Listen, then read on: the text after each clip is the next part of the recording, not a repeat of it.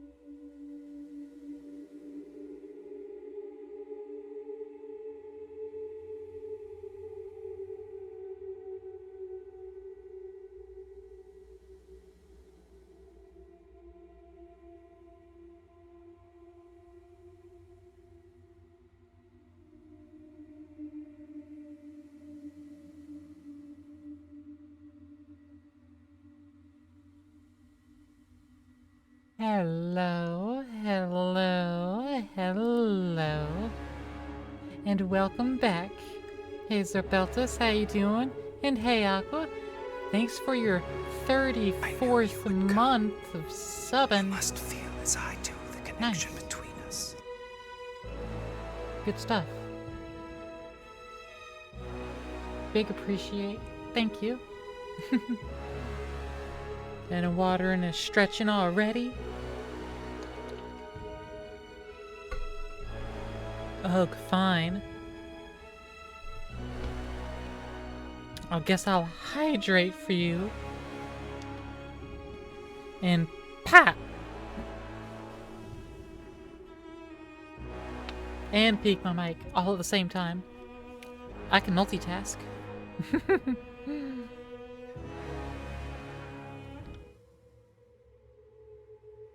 Yeah.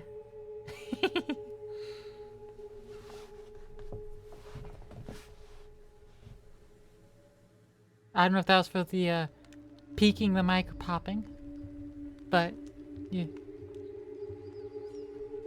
34 points is that's not what you're saving for?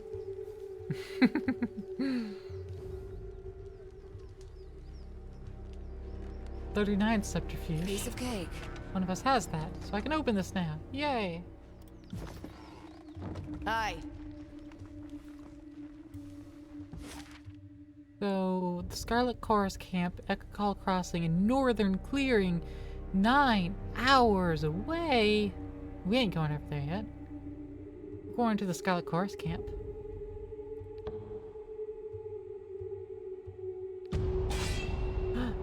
Ambushed. Reminds you of original Baldur's Gate.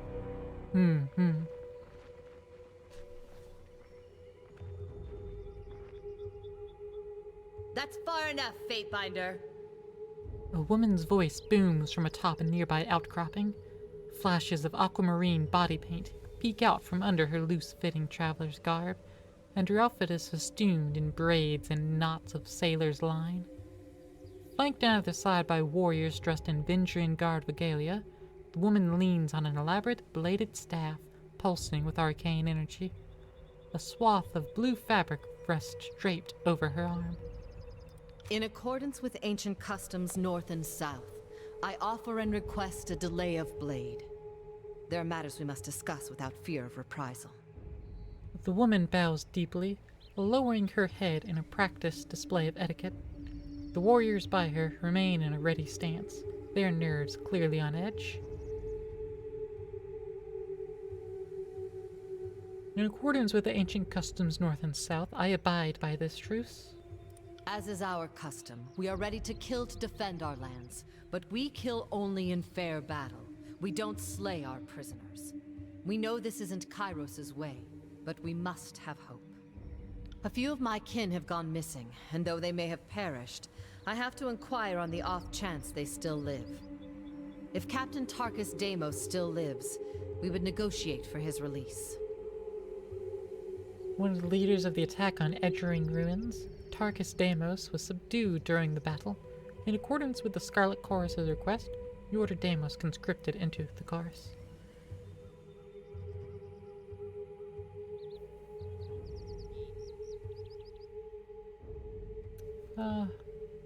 Ebb loyalty and fear. So I can potentially recruit Ebb?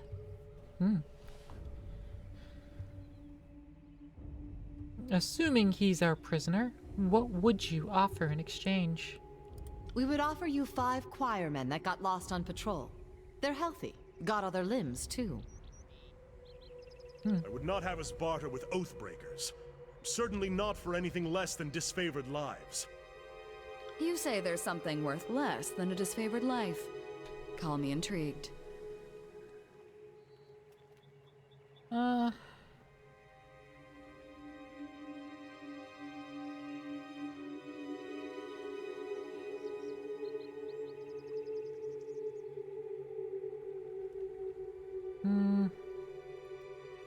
I could gain some loyalty with Barrick.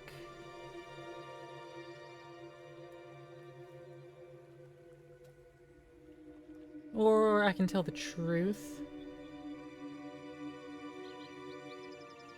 Tunon gained very major wrath if I just attack. That's interesting, actually. But no, I think I'll say that Tarkus Deimos is with the chorus now. Then if we see him again, it will have to be as enemies. She looks to the warriors to either side of her, shaking her head. If I may make one more inquiry, what of Palox Tyrell? Did he survive? Tunon is a stickler for the rules. Fair enough. Though you rarely have the luxury of matching names to the countless Tearsmen you've encountered, you're reasonably certain she is asking about the Vindrian guard warrior that took Drastus hostage in Edgering ruins. He did not survive the encounter.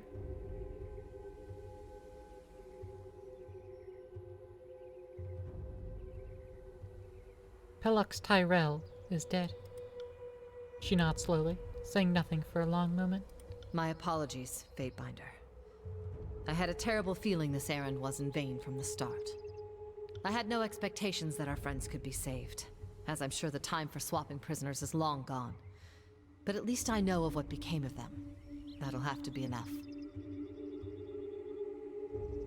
If you make the Vindrian guard like me a bit.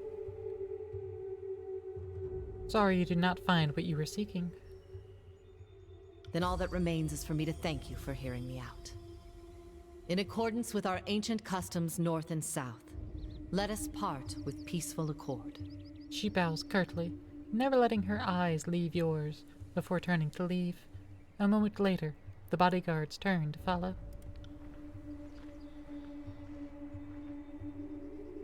Aye. Received a new message from Tunon.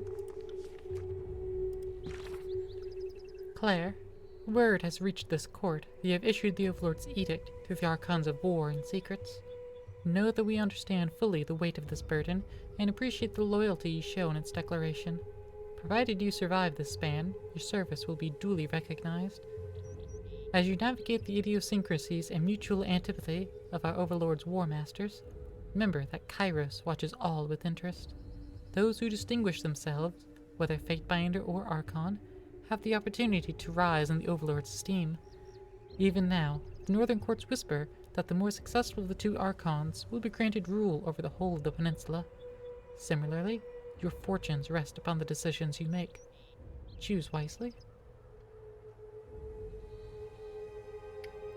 I would like to request clarification. Can I be in charge of the peninsula? Archon Tunon, am I to understand that the Edict of Execution applies equally to all within the Valley of Vindrian's Well, Tearsman and Servant of Kairos alike? Is the Overlord truly willing to sacrifice both the Archon of War and the Archon of Secrets, their armies, the farmers and herdsmen of the region, and a Fatebinder of no small skill, for the sake of killing a handful of insurgents occupying a crumbling ruin? Is it not said that the Overlord has no desire to rule over a wasteland?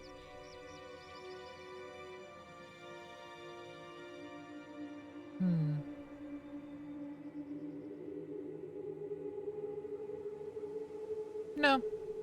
I'll just thank her for the advice.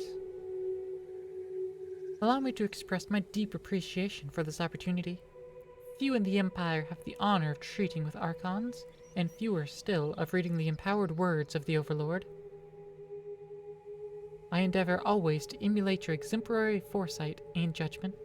I remain in all things your faithful servant.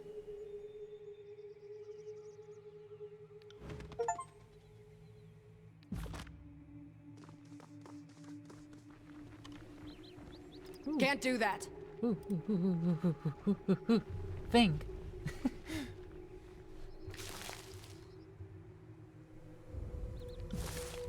Also, Fatebinder. conversations. You look like you need to talk. Beric nods to you. What can I do for you? I'd like to know more about you.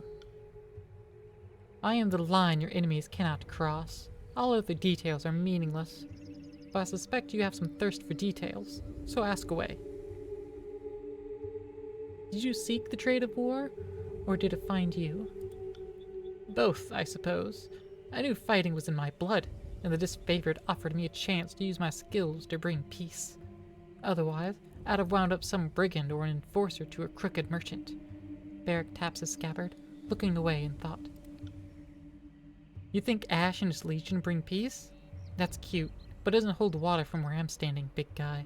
I've seen them spill as much blood as any chorus gang. You've clearly been too busy sacking villages and stealing crops to notice how a proper army conducts a war. We sow order, not discord.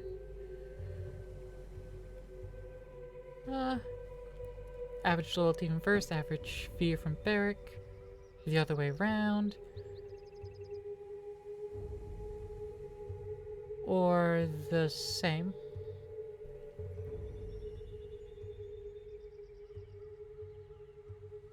You know, Verse has a point, though. Yeah. Disfavored could reconsider their approach. Perhaps you need a few lessons in military strategy, then. Battles can be won by hurling troops into the furnace, but war is a labor of love.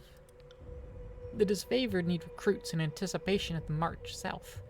They offer to care for my mother and brother as long as I stayed with the Legion, which is a better guarantee than you'll find anywhere else. I was an elite fighter as far as most were concerned, though still green by disfavored standards. Luckily for everyone, my skills improved under the Iron Marshal's rigorous training. What's the story with your armor? It is a symbol of Kairos' will, one that I am not likely to forget. I found this armor. Perhaps it would be better to say that it found me during the Edict of Storms. What happened during the Edict of Storms? We heard that Kairos would proclaim the edict. We rushed into the field to battle the forces of Stalwart. I was shoulder to shoulder with some of the Legion's most decorated veterans, and my pride blinded me to the danger. Our march was a hasty one. A cohort of disfavored soldiers vanished into the second year of the war. Among them, the daughter of Graven Ash. After a long silence, we learned that she was held in the fortress of Sentinel Stand. Hey, Cortez. This is Tyranny. Hey, you know. A game made by Obsidian. Zorbeltis can give you a brief synopsis. As we surrounded the citadel, I heard the opening peals of thunder, as did the scout I was busy trying to kill. Then the winds hit like an avalanche. Many of us begged Kairos for deliverance. What else were we to do? The winds knocked the legs of our offensive out from under us. All the decorated soldiers I brought to the battle were swept up and dashed to pieces, their armor and bodies mixing with dirt of a tornado that spun in maddening revolutions. A piece of the citadel wall broke off and nearly crushed my skull. Only remember a few scattered moments from the storm, like the flying bits of bronze and iron cutting my flesh, the severed limbs of fallen soldiers tumbling through the air. Eventually, I woke up, thinking myself trapped under the rubble. When I rose and felt like I was buckling under my own weight, that's when I realized I was stuck, right and truly stuck, inside this heap of scrap. Yeah, but what happened to Ash's daughter? She was trapped behind the walls of Sentinel Stand, imprisoned by Kairos' storm, as well as the fortress itself. 1,000 soldiers standing shoulder to shoulder could not have endured those winds to rescue her. Judge Dredd of the late Bronze Age, early Iron Age Star Wars Empire. You know that's fair.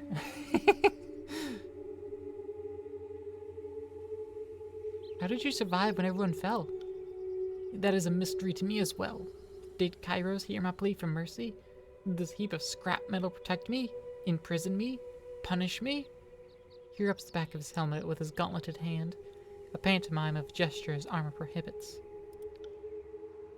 I don't have enough fingers or toes to count the possible reasons, so I try not to dwell on them. You're genuinely stuck in there? Haven't tried taking it off? I've made attempts in the past. Even had one of the beast haulers pull on the helmet while another pulled my boots. The men in the phalanx have taken great pleasure in trying to find ways to liberate me. In time, I grew weary of the struggle. Sometimes I fear removing the armor would be to question Kairos' judgment and risk a more odious curse. Do you handle your own repairs? I try to keep the surface oiled to slow the spreading rust, and I bend the plates from time to time. But repairs? Maintenance? No. If you have any ideas how to better maintain this situation, I'm open to discussing them. What are you, Verse? Nice, level 3. Couldn't help but notice how you were eyeballing the disfavored symbol littered about camp. It's hardly a symbol, just a scrawl. That's true, but it used to be the pride of Graven Ash's Legion before Kairos made them deface it. What happened? Word has it that Ash has been under more scrutiny than the other Archons, seeing as he took a stand against Kairos in the past. Even though he bent the knee in the end, that doesn't place him above suspicion. Kairos and the other Archons keep him on a tight leash. Alright, Aqua. You have a good sleep. Before he bent the knee to Kairos, Graven Ash rallied his legions against the Overlord's authority. His prowess on the battlefield ingratiated him to the Archons, who welcomed him into their ranks in exchange for his obedience. Ash's troops impressed the growing empire, but Kairos made them sacrifice everything they were up to the point Ash surrendered. They have been disfavored ever since, in fighting to earn back their honor. I guess that's why you don't cross the Overlord. Kairos holds a grudge with mean, jealous streak. What do you need?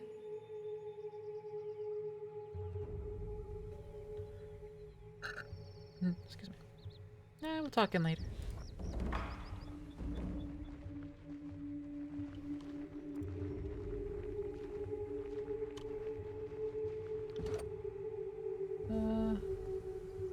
No, merciless if I earn level 3 favor with them. Scarlet Skin if I earn their wrath.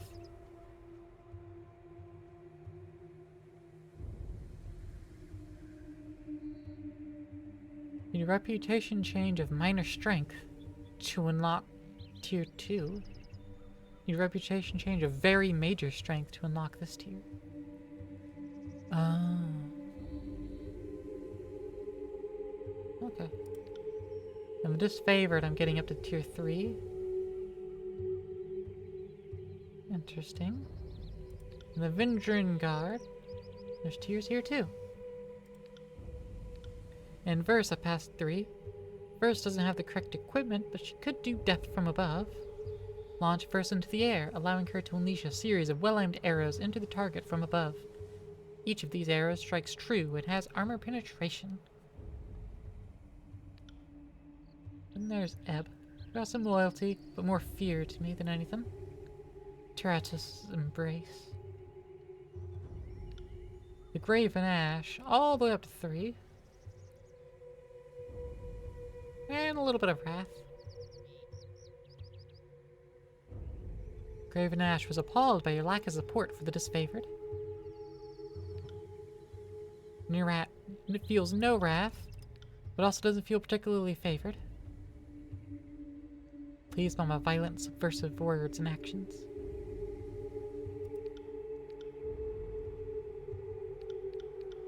Interesting.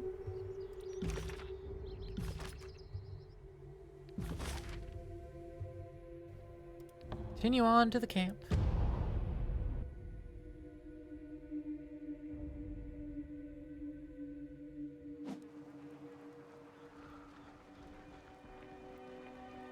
Can't do that.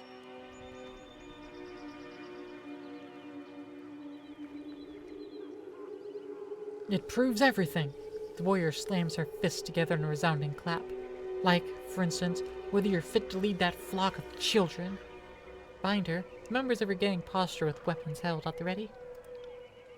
Did you not hear the news of the edict? This is a foolish distraction. We ought to be saving our fight for the enemy. The chorus warrior looks to his gang, giving them a quick nod. What's the problem here? No problem here, Madam Binder. She tosses her blade in the air, catching it with a smile on the way down. Captain Fuckwit here seems he's about to balk from this challenge. Thinks just because he used to run a ship, he's qualified to run a gang. She spits on the ground, looking up with a scowl. So I'm calling him out, because the way I see it, his warriors ought to follow me, not this new blood.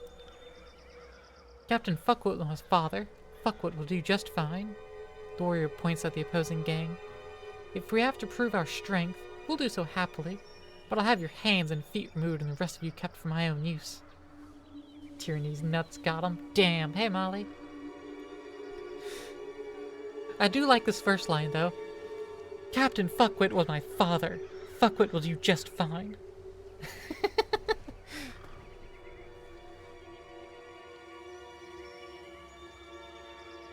Alright, I'll let you two fight it out. Soldier offers a quick, solemn nod. Come, who of you be the first to meet my blade? The gang leader tosses her knife from one hand to the next.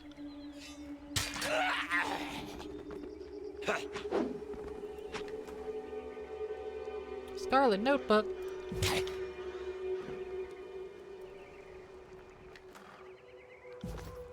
Well, it kind of looks like everyone died.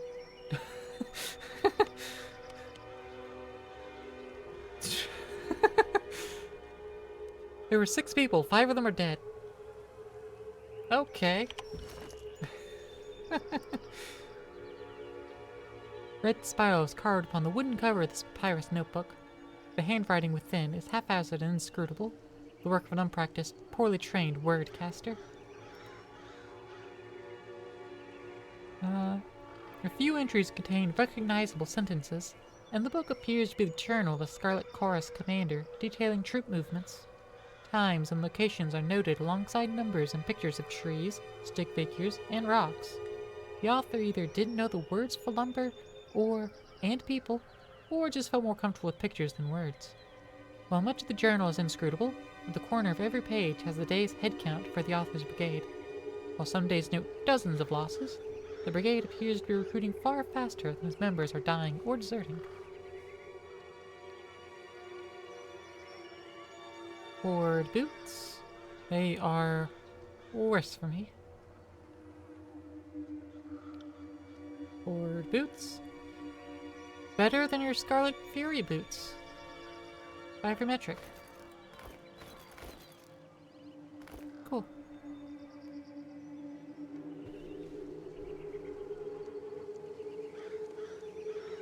Bent bronze sword. An iron brand. This hunk of wrought iron is used as... Oh, let me open up. This hunk of wrought iron is used to sear the counterclockwise twist into the flesh of Scarlet Chorus recruits. Those who cannot endure this searing mark are deemed unfit for even the most menial chore in the chorus, and such unfit recruits become teamsters or corpses, depending on their capacity for manual labor. You can sell this to a merchant as spare parts.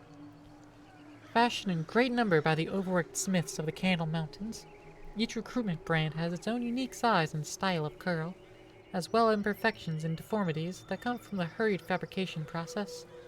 The lack of uniform brand creates cliques among the Scarlet Chorus. All recruits that share the same brand share memories of being burned and marked for life by the same person. Fair enough. Oh yeah. All of Barrick's stuff is fused. Can't be changed. You don't have a secondary weapon? You just have a disfavored iron sword and shield. In general, Fury equipment is better than generic Chorus equipment. She does not have the Quartermaster's favor, though.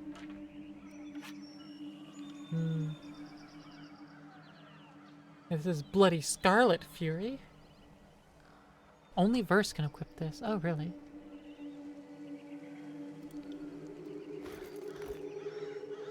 Will be equipped by Verse. Interesting that it is unique equipment for her and only her. But it's not always better.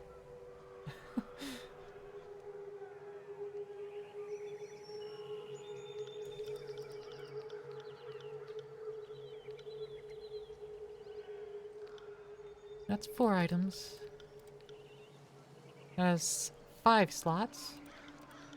That's an item, that's an item. So if I open up this, it's just brief preview. This is the full collection I got. Okay, understood.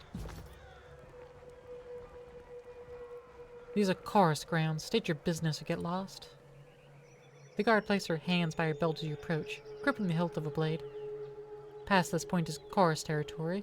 You don't look like someone's conscript. You sure you're in the right place? I am Claire, Fatebinder of Tunon. I'm here to help vanquish the Oathbreakers. I am always in the right place. Gain very minor favor. Guard tenses up, locking eyes with you. That walking hunk of rust. What's he, she, maybe it doing here? He's an allied warrior in my guard. You don't want to make an issue of this. To make the Scarlet Horse gain average favor by stepping close and pushing her. The disfavored thought I needed a minder, and I didn't want to hurt his feelings. No, I'm using my athletics. Before she can draw her blade, you advance, place your foot behind hers, and give her a stiff shove on the shoulder. Caught off balance, she tumbles backwards, triggering an outburst of laughter in the other guard. I can't believe you've sassed the Fatebinder. You're such a stupid ponce.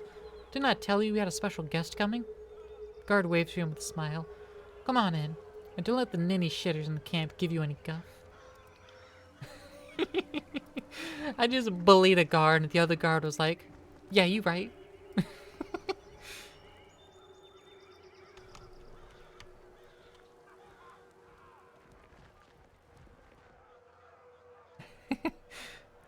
You?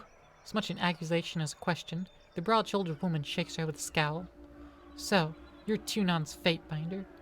I was expecting something more impressive. She bows in spite of her misgivings. Death Knell, Scarlet Fury. My time is yours for as long as it amuses me. The fighter effortlessly spins a bronze sword about in her hand. Let's get one thing clear.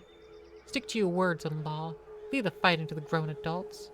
Your corpse would just be a tripping hazard to those of us having a proper bit of carnage sport. We've got enough useless twats dying for our name as it is. All our horde recruit seems good for, of late, is piling in a shit-reeking mound on the battlefield. She hums low to herself, and flips her sword side to side with several deft flicks of her wrist. Keeps up, and we'll have to toughen our recruitment standards. Again.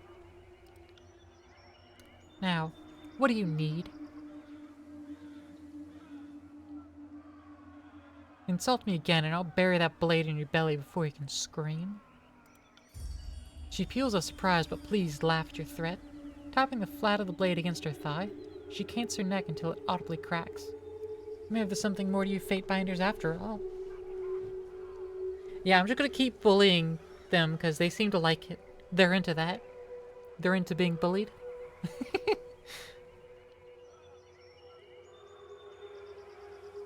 You said something about the horde thinning? Scarlet Fury's in the chorus like Dami Mommies. Swelling until it's thundering, then crashing and receding. It's been the way of the chorus for as long as I've been in it. She offers a one-shouldered shrug, ambivalent if anything, but more likely just uncaring. We take our prisoners alive, give them a chance yet to live, to be reborn into something better. Putting any and every able body to the sword like the disfavored do is nothing but a waste. Conquered enemy is but a new ally. It merely requires the proper coercion. Of course, we do sometimes have the problem of lingering loyalties. Deserters are rarely successful in their escape, but they do try. The Vindrian Guard, strengthened by their numerous blood ties, have been particularly stubborn. So I have a better plan hatched.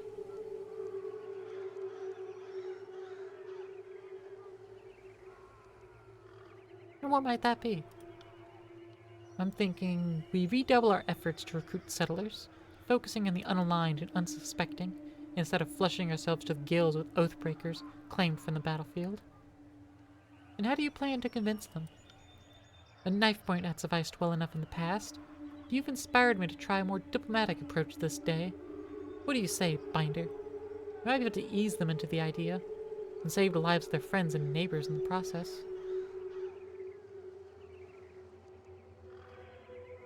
If it means expediting the end of this meandering conflict, so be it. The Fury howls a satisfied laugh and smacks you dead on the back. My methods are surefire, you'll see. I'll mark the settlement on your map. There's a settlement that needs your help. Quick, I'll mark it on your map. She grins, biting her bottom lip bloodied. Can't wait to see the outcome of your efforts. What were you expecting? Let's see, the death knell counts on your fingers, conducting some mental tally. From your deeds during the conquest to how you've helped us since then, I expected a mountain, a warrior of colossal size who could shout a rampart wall into submission. But I think you'll do just fine. What is your role in the chorus? Death Knell frowns, her eyes narrowing. Do you not recognize a Scarlet Fury when you see one? We are the warrior spirits of the chorus, scholars of sword and shiv. She folds her arms, puffing out her chest. In peace, we train those tough enough to endure our lessons, but wise enough to learn from the best. In battle, our duty is to slay our foes and inspire the horde with our skill and bravery. Death Knell clinks her tongue, looking aside to the others in the camp with an eye roll. We are a fearless vanguard of this confused but glorious rabble.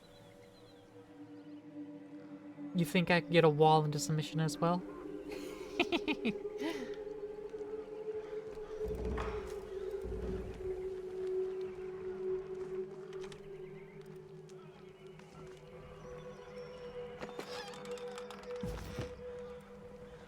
Stuff.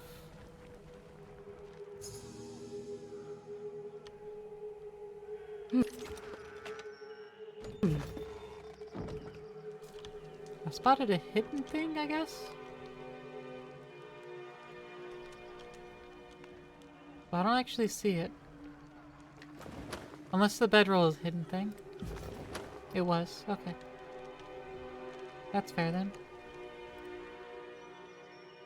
Hail, Fatebinder of Tunon! The disfavored officer pounds a heavy gauntlet against his chest in a stiff but warm greeting. Were I a betting or a superstitious man, I'd say fortune must favor me today. I am not. That one is hard to see. Yeah, it really is. But I am pleased to meet you all the same. Now, what brings you to my little slice of personal damnation, otherwise known as... He spreads his thickly gloved hands wide. This here mud and shit stinking chorus camp.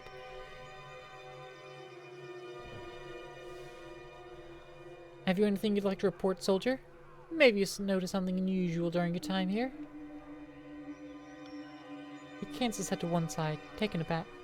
What about the chorus isn't unusual? The army itself is a strange, malnourished beast. But no, the screamers seem mostly in order, ma'am. And I haven't been spying, if that's what you're implying. Ma'am. Still as a post, you studied you sharply, scarcely appearing to breathe. Of course, even if I was, it'd be damned near impossible to learn anything from this shit, Sty. Fifth Eye and those damn Furies don't even loot me in enough for me to do my detail. And it's not for lack of trying on my part.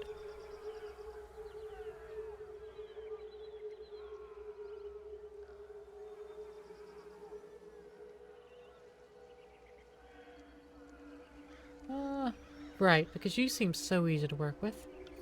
He guffaws, loud and bemused. Aren't I? Iron Marshal always said I was too soft when it came to incomers on account of me being such a good-natured fellow. In fact, you should tell Death Knell that. Maybe she'll stop hiding troop movements from me or passing me my enemy intelligence she thinks will get me killed. Why are you stationed with the chorus? From the way most of my days go, you'd think I was here to row with Bloodchanters and Scarlet Furies, but my post is to represent the disfavored's interest before Fifth Eye and the Scarlet Choruses for Iron Marshal Arenos. Not that I've gotten to do either in as much as the last span. You sound frustrated. Hey, Zoe. I am. He tips his helm back enough to spit at the ground. You try having to fist fuck every Fury who wants to talk to you. That's after I try to talk them down. It's a Kairos damned mess. Our lives are at risk, and even then you can't get along with the chorus? Begging your pardon, ma'am, but I've never fought a battle where my life wasn't on the line. He shrugs. Kind of the nature of war, isn't it? Farewell. Hey, Lisa.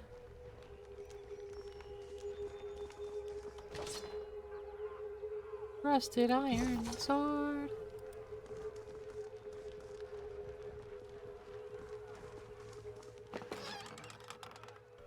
bottle. Small bottle. Reg and Baz. Well, look what we have here. Chewing its a manner of cud, a heavy-set soldier flings spittle and crumbs as she talks. The Fate Finder finally shows herself. I'm Reg, the second soldier chimes in, and this is Baz. We were wondering when you might pay the camp a visit. The Fifth Eye has been a little starved for attention. He ordered us to watch you like a troublesome babe. Make sure you don't get out of line. Reg clears his throat loudly, scowling at Baz. Something like that. If you have questions, ask us. Good luck finding anyone else in camp who will give you answers, or even a smile. So, anything we can do for you? What can you tell me about the Fifth Eye? Reg trades an uncomfortable glance with Baz and lowers his voice to a whisper. They say he shares a direct link with the voices of Nerat. Guard your tongue around him. He's a little wild, bloodthirsty, mad, brilliant. Reg flinches and glances over his shoulder. I was going to say eccentric. The chorus isn't picky about who joins the ranks, so you can expect to find some unusual types. More so is likely to kill you as promote you. What about Vendrian's Well? The walls might seem imposing, but the Vendrian Guard do a better job of hiding its weaknesses and fixing them. We took the Citadel once before. We can take it again. We have to, don't we? Reg looks up at the imposing tower of the spire. Though Kairos knows I don't want to stay any longer than necessary. She follows his gaze and shakes her head. You should know better than to parade your cowardice before the Fate Finder. It's not cowardice, it's just superstitious. Are you afraid of the spire? You're sorry, Fate Finder. I shouldn't have mentioned anything. He sighs. The fact of the matter is, we were all told to stay away from spires and old walls ever since we were babes. Of all the dumb childhood lessons that fell by the wayside, that one stayed the same. Imagine a soldier of the chorus pissing himself over architecture. More like what's underneath, Reg frowns. The Bane lurk around those old sites and kill anything they can catch unawares. I have no wish to meet the Bane in combat unless there are 100 bloodchanters at my back. She twists her lip as she considers this. Me neither, I suppose.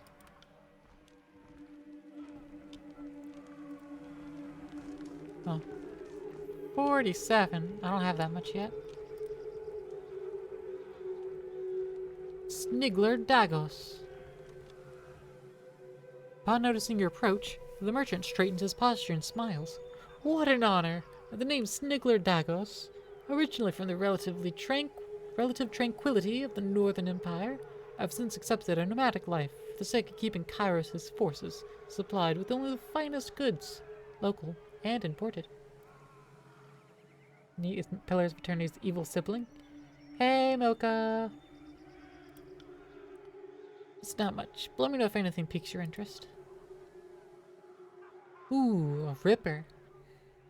Is it engine powered? Do I have to feed it diesel? Oh, hey, look, proper Scarlet Fury gloves.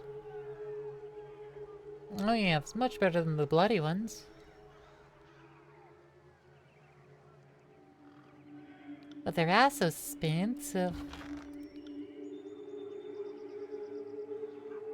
Oh, let's see. What do I want to sell? What do I want to sell?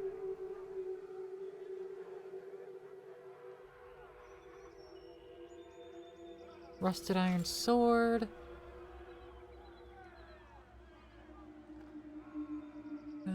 The water.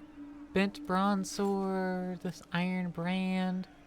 This scarlet notebook. With blood would add pizzazz. These two agates. Or agates, depending on who you are.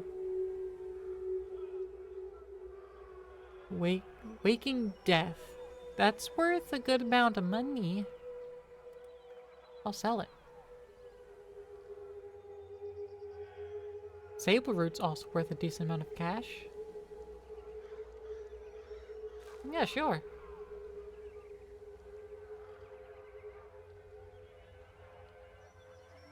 This magician's mantle is worth a ton. Plus 3 to all magic skills, though.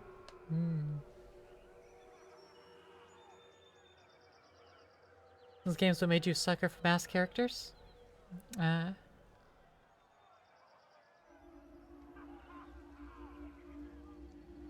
Zorbeltis, would you recommend me selling Magician's Mantle? I know you say that you use magic usually, I think. But as I'm not big on using magic, is there like a character I should save this for? Or am I good to just go ahead and sell it and get the 13 bronze pieces? Get a magic user very soon unless you reject them? Okay.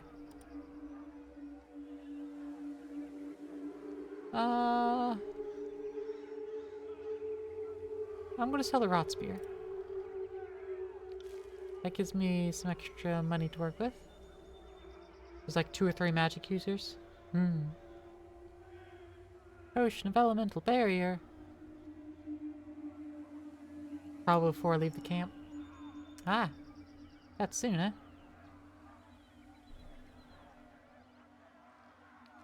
Okay. So we have a good amount of money to work with now.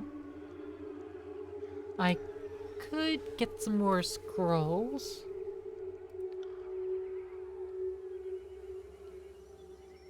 Let's sell her boots.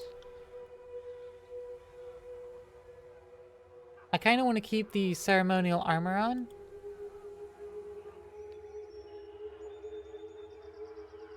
I don't want the Scarlet Chorus leather armor though, so I'll sell that. I just want to keep the ceremonial armor for no real reason. Like, I'm probably better off selling it, but I'm gonna keep it.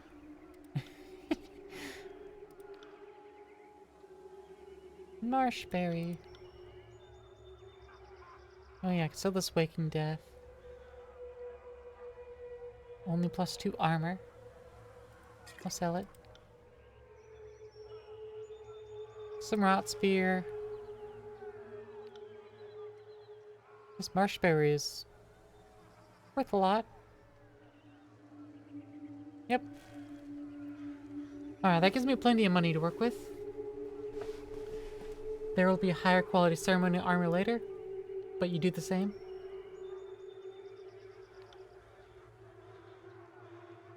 Fire Eye Stone.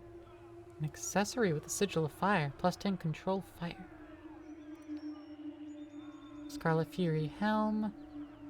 That's what I'm wearing, except this is higher quality. Might need it one day, she said, for never selling that random armor. I don't think I'll need it. I have absolutely no reason to actually keep it. But it's unique. I don't think I'll find another copy.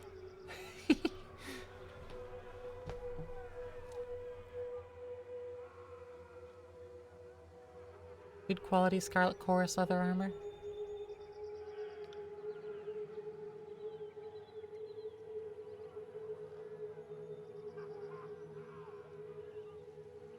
Oh. The Scarlet Chorus leather armor is better than the bloody Scarlet Fury armor.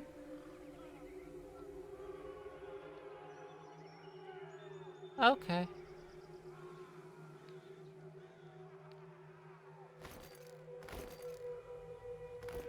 Well then, let's sell that then.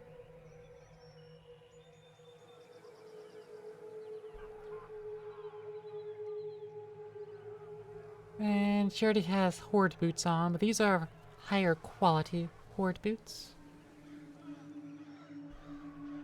Question is, Twin Outfitter and higher quality gear? Or do I want to get more sigils?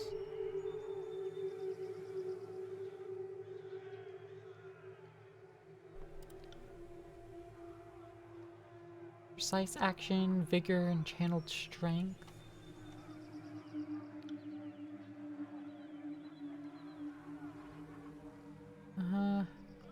Bloody armor verse wears is the worst quality armor. Unique to her because no one else would think to wear it.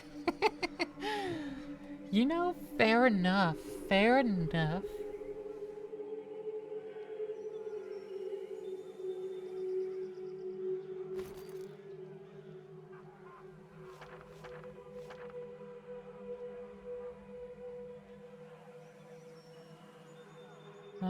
let's see.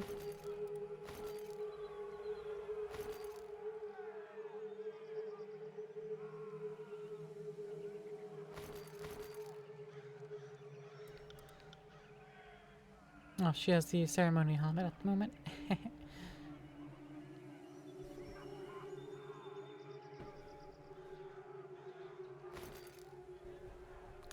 Yeah, I currently can't afford to do all that.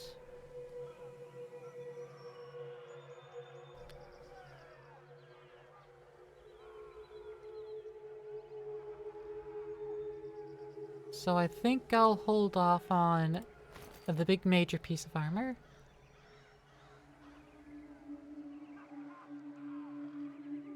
Which means that she will continue to wear that.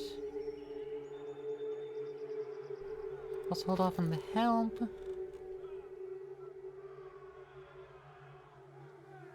And which is a bigger upgrade? Deflection 5%, deflection 5%. Yeah. So, don't need the boots. That'll do.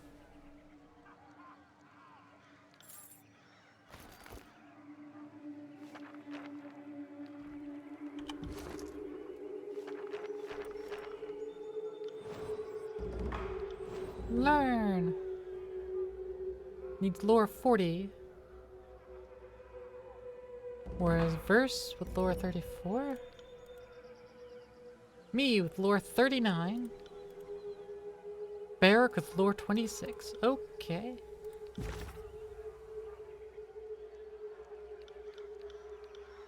Remote settlement. Explore Ekakal Crossing. Go to the northern clearing. Speak with the Fifth Eye. And meet with Antio at Ekakal Crossing. Sigil of Vigor. Infuses a target with energy, enhancing the mind or body with greater power. Vigor can be highly addictive to weaker minds. Ambitious mages in Kairos' court have been known to use doses of Vigor to enthrall courtiers, building networks of power and influence based on their target's desperate need for one more spell. Focused Intent. Titan's Touch. Plus 2 to Vitality and Might.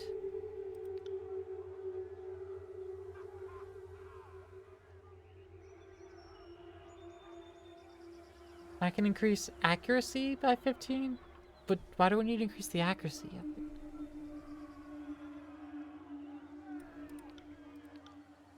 Increase the intensity.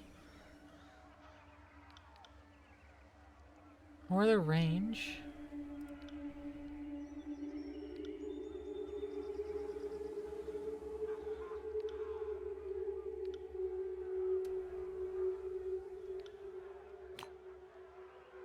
There we go. Let me just do that.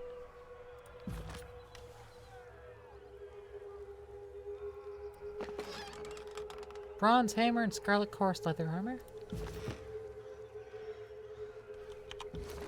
We get a little bit more.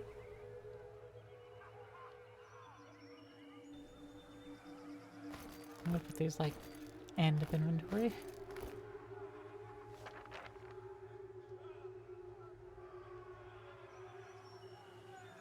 Yeah, so Scarlet Chorus Leather Armor. It's, you know, exactly the same, so I can't sell that. I'll also check it against my stuff, and yeah, the Rogue's Leathers is better. Also has Opportunist, plus 20% bonus damage on bleeding, burning, dazed, mage fire, hobbled, paralyzed, poisoned, prone, stunned, and sundered enemies. Neat. Oh, Barrack doesn't have the option to hide helmet. I like that attention to detail there. I can't hide Barrack's helmet. Because he can't take it off. Accuracy helps bypass magic resist. Yeah, but it's a beneficial spell. Like, the beneficial spell that I was wanting. I don't see why I would want more accuracy on it.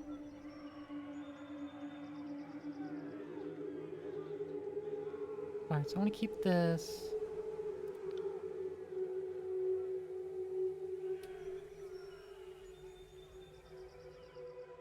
Let's compare shields. increases recovery by a bit. Increase parry, will swap the parry and dodge. Then add more endurance. Yeah, use that. Use that, buddy. Instances of hostile magic resist around the Bane.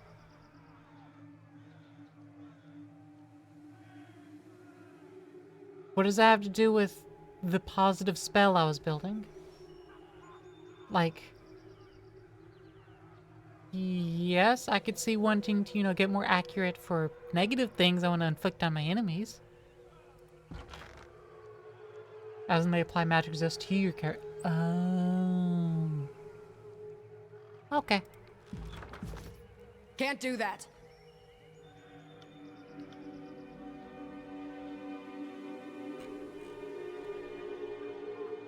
I want to sell this hammer.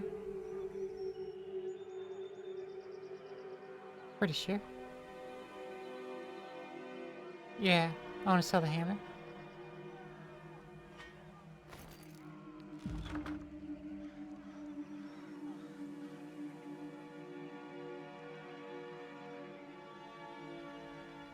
Oh, that gives me about 7 to work with, so I can buy another single bop.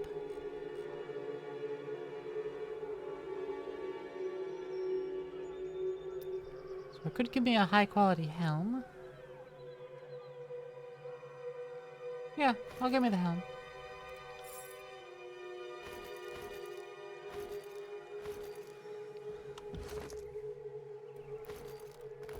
I equip the helm.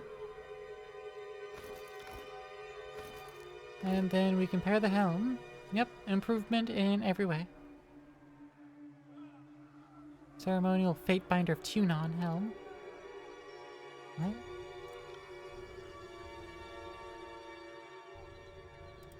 Oh, that's because what I'm currently wearing. Compared to that. Okay. There we go.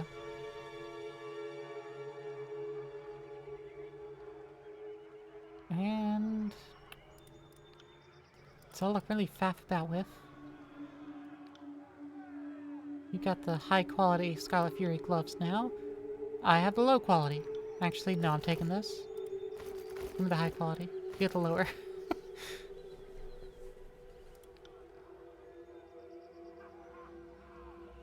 Hey, I'm in full high quality stuff.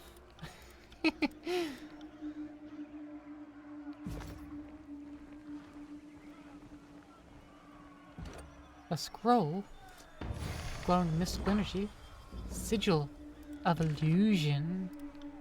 Ooh, illusion, focused intent or distant impact. A false pit. Conjure the illusion of an endless black pit below the target, convincing them that they are falling to their death. The enemy is left prone until they can make sense of the illusion.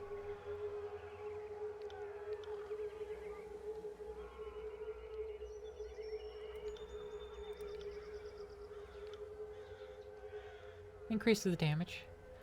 And the lore required by 20. Sheesh. Increase the range. Or the accuracy. Or plus 20. With. Time to lighten my step. I have unspent stat points. Oh, I saw +1 resolve because of the Edict of Execution.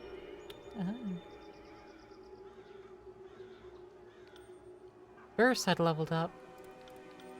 Burst 1 of 3. Oh, we don't have shared experience. They'll have their own experience. I see. I see. Level up bonus.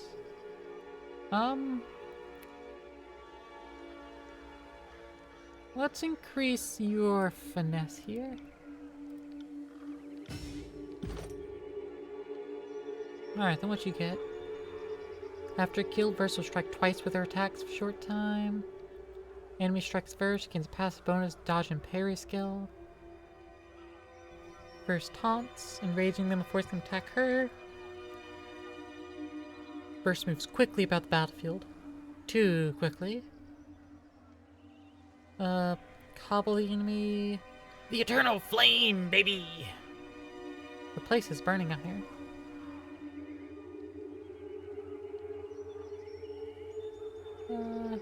Piercing arrows 1. And nimble 1.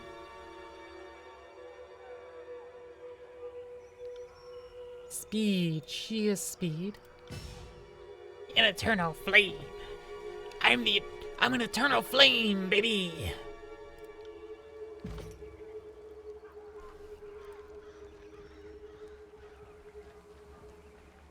Alright, let's go talk to these idiots down here.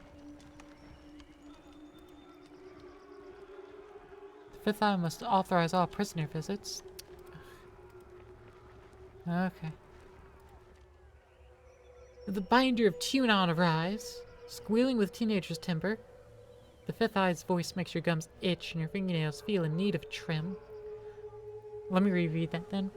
The binder of Tunon arrives, and we just finished having a bit of sport with some captives, but we're not. We'll have more fun with another batch momentarily.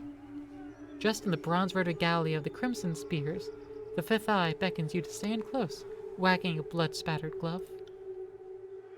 Now that you have issued this edict and doomed us all to die, have you come to help us climb out of this hole? Trips of laughter emanate from under his mask.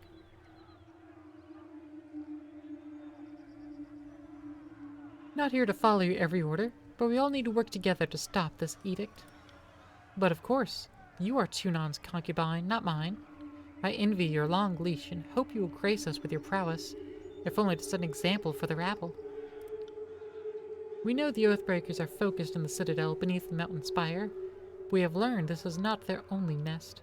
The Fifth Eye wags a hand in the air with a high-pitched squeal of displeasure. Given their patterns of attacks, we must have a second group maintaining camp here in the Outer Valley. Unless we deal with this second group, they'll attack from behind the moment we cross the river.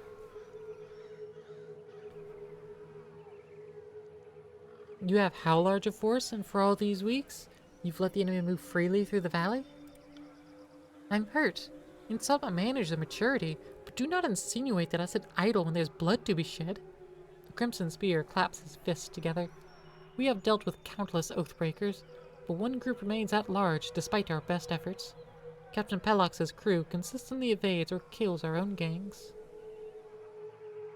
So you need help taking out these Oathbreakers?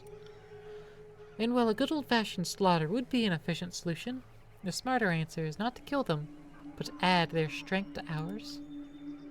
My last group of scouts returned with a new batch of prisoners, and one of these prisoners claims she can lead us to the Vendrian Guard's secondary camp, though there are shreds of deception in her voice. I could use your help questioning this Varia Kell. Perhaps you would get less screams and tears and more useful information out of her. If we knew where to ambush the Oathbreakers, we could try and take their captain and show him the wisdom of joining the chorus.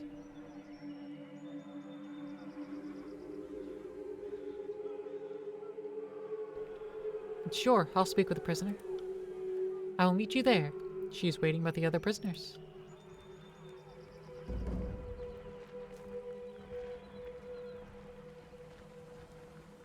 Let's deal with Fry before we let that sage speak. Fifth Eye must authorize all prisoner visits. Choirman, let the Fatebinder speak with our catch of the day. Please, someone. I wish to bow before the voices of Nurat. I thought all could find redemption in the chorus. A woman in the makeshift armor of the Vendrian Guard lurches forward in agony. Her soiled, trembling legs suggest she had been forced to stand for days. This one, he flippantly waves at the prisoner, was hollering earlier that she knows the location of the Vendrian Guard encampment, but she isn't being entirely honest. I told this thing, the prisoner turns pale a moment before a look of determination comes over her face, that I wanted to guarantee I'd live and be welcomed into the chorus as a captain. Then I'll talk. Otherwise, they'll just kill me once I've opened up. I was dumb enough to join with the Vendrian Guard, but I'm not dumb enough to give away my bargaining bronze.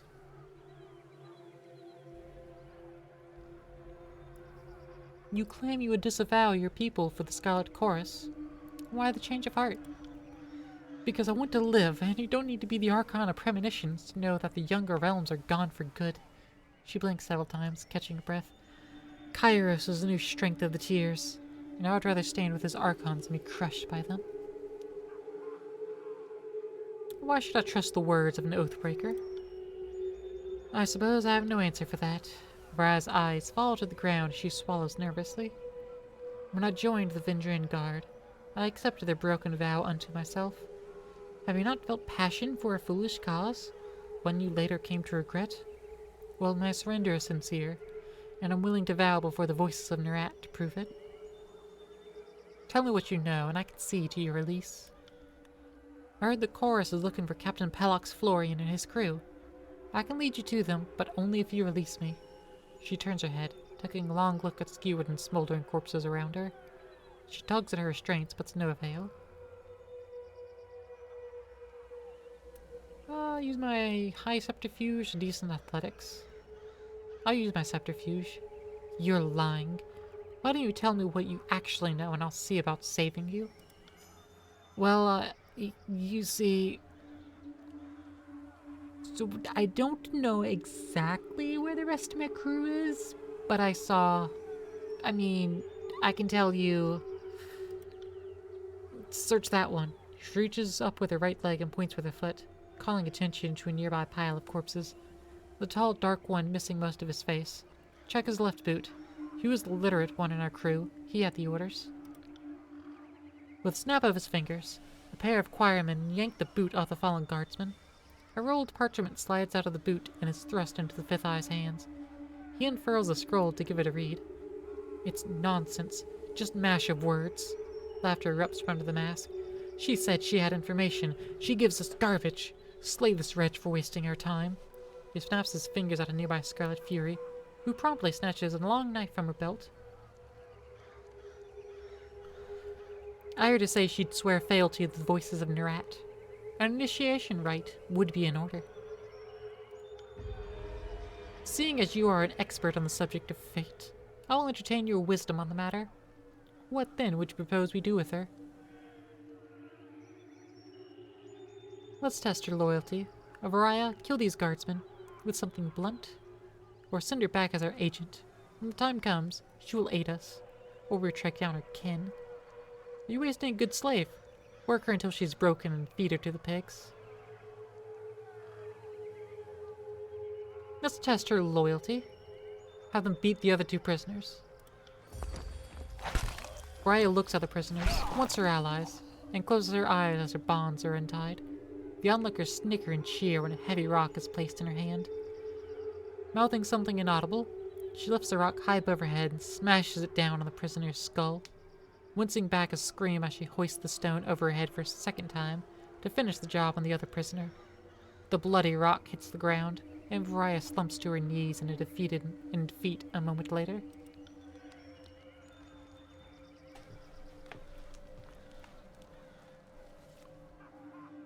Good, good. Fifth Eye places his bloodied hand on the trembling woman's shoulder and nods to her. Welcome to the Scarlet Chorus. Do not fail us. A pair of soldiers come to lift Varaya. The Fifth Eye turns to you, his voice filled with glee. Where's the slave to clean up the offal when you need it?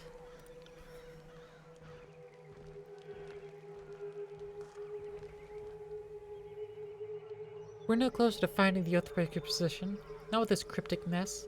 She promised us answers, and all she gave us was gibberish. Sorry to interrupt, but I highly doubt it's gibberish. More likely, it's one of the local scripts.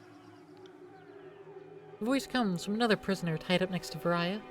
An older gentleman with the quills, ink vials, and parchment scrolls one finds on the sages of the school of ink and quill. Ink smudges cover his cheeks, temples, and ears. His clothes appear charred, and between the ribs of the fabric, you spot burn scars along his arms. Despite being emaciated and tied to a post, he offers a beaming smile.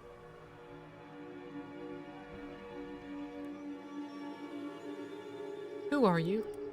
I'm Sage Lantry, one of the hired quills that was coordinating missives between the Vendrian Guard captains. They aren't paying me anymore and aren't coming to my rescue. So I'll decipher that parchment for you. That's what smart prisoners do, right? Make themselves useful? I'll attempt to read the parchment for myself. You unroll the parchment, see a message of modest length, written with professional, albeit hasty penmanship. The Tearsmen speak the Canto just like the Northerners, but they have a half-dozen ways of writing it. This particular script is unknown to you. Can you read this? Well, let me see. I can't. You hold the parchment in front of the bound sage, and Azar's eyes dart around the length of the missive. He reads the words a second time, nodding in silence.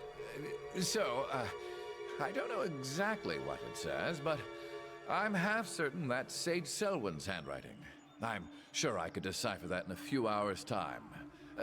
Don't need my hands free, but I think better when not tied to a post. I know, I'm weird that way. A few hours? Either you can read it or you cannot. What use is a sage that doesn't know his letters? I've heard all I need to hear. I say we have some fun with this one.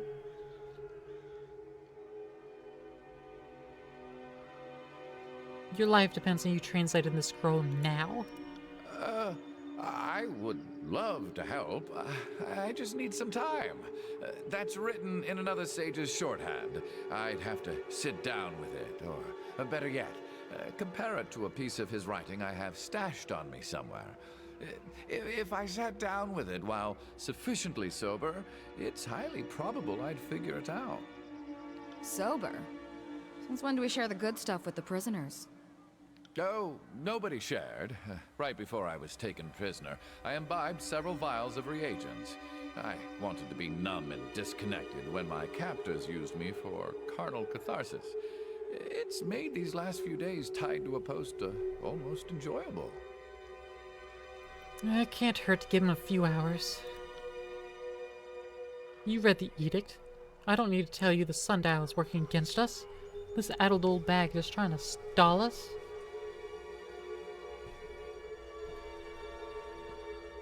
The voices of Nerat will be upset to know you squandered a source of enemy intelligence. How true? Then we shan't put him to waste. He will serve as a most riveting source of amusement as we put him on trial. Fatebinder, I beseech you, be my advocate for this trial. I'm no fool. I know the chorus uses blood, not words, to settle these matters. But you are a servant of the Archon of Justice, are you not?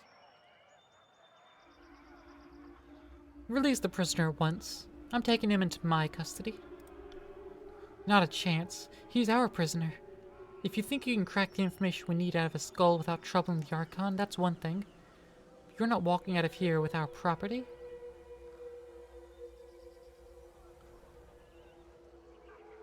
True, but by Kairos' law, you could swear fealty to me and become my sworn vassal, my property.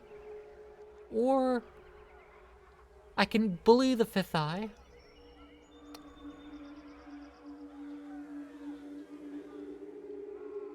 Did you just tell me no? The chorus warrior emits a whimpered squeal as you grab him by the chin of his mask and pull him close. Gloved hands press against you, but try as he might, his push cannot exceed your pull. I can gain minor favor and wrath by saying very, very brave of you to insult me to my face. Let's have your little trial. Or release the prisoner to me, and I won't shame and degrade you in full view of your followers. That one. Yes, yes, he grunts and stammers as he struggles to wrest free from your grip. Once you release him, he shuffles to regain his composure. You too. Dusting himself off with one hand, he waves the two nearby conscripts with the other. Release the sage. He's the Fatebinder's problem now. The sage is unbound from the post. Stiff legs nearly buckle as he attempts to walk, and his arms flex and flail in their new freedom. Wiping sweat and grime from his brow, the sage steps close to you with a nervous smile. Thank you. Oh, I thought I was going to wind up as another corpse in that pile. Now, hand me that parchment. The sooner I can find out what it says, the sooner I can get out of this place.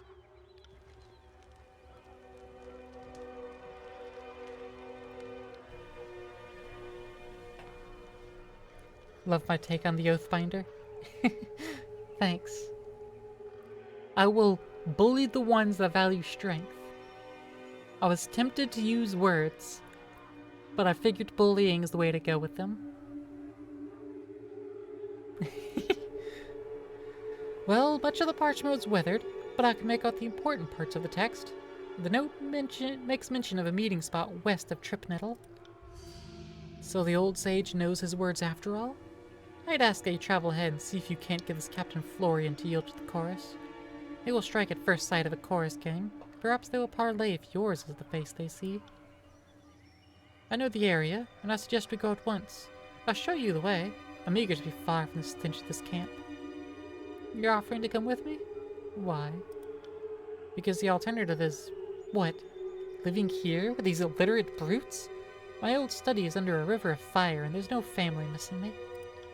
Besides, I'd much rather chronicle the binder that twice proclaimed an edict of Kairos. I'd be a fool to let someone else write your story.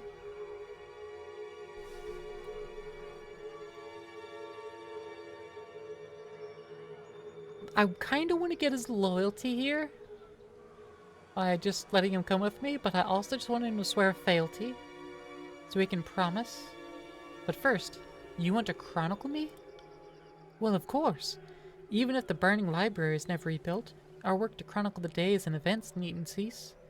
And you're a noteworthy player in this whole war. I can't think of another living Fatebinder that has been twice given the honor of proclamation. Then you shall swear fealty to me. If that is your price, I will pay it. I, Sage Lantry of the School of Ink and Quill, do pledge my services in Skyne to the Fatebinder, and by extension, to the court of Tunon. He dips into a steep bow, before rising with a solemn smile. I know I may seem old and frail, but I know how to step lightly and how to not get killed. Really, I won't slow you down. Lead the way, let me know if I can be of service. Are we done here? Let's hightail it to Tripnettle. If your new pet doesn't behave himself along the way, I'm not above clipping his ears. That's right, he's my new pet. He's domesticated now.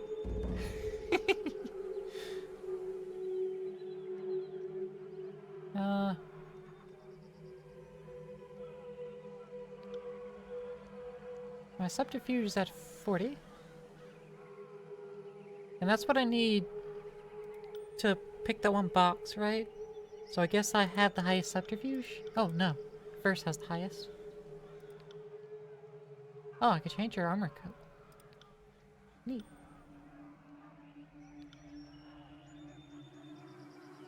I'm changing your armor colors.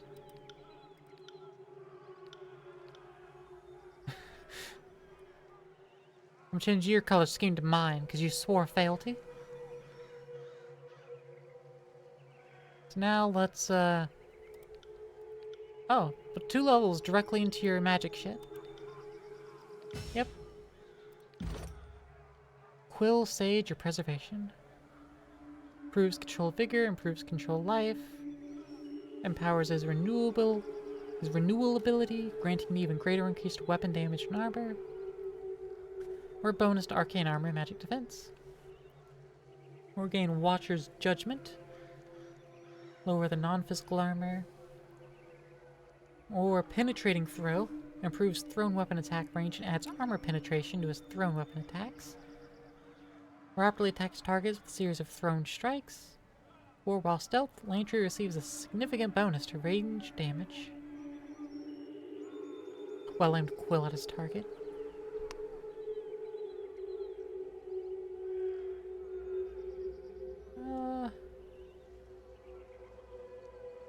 Turn him into a healer.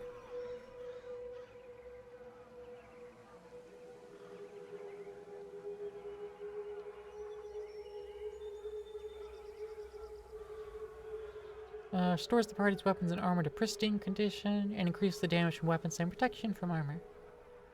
Greater renewal. Yes. Right.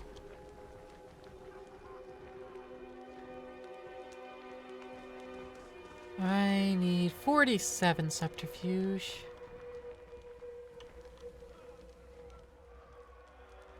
I have a box over here. Jeez.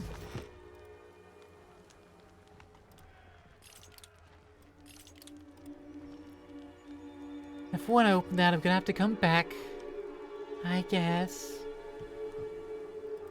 Can't believe we still only have like 8 days to do this entire thing, though.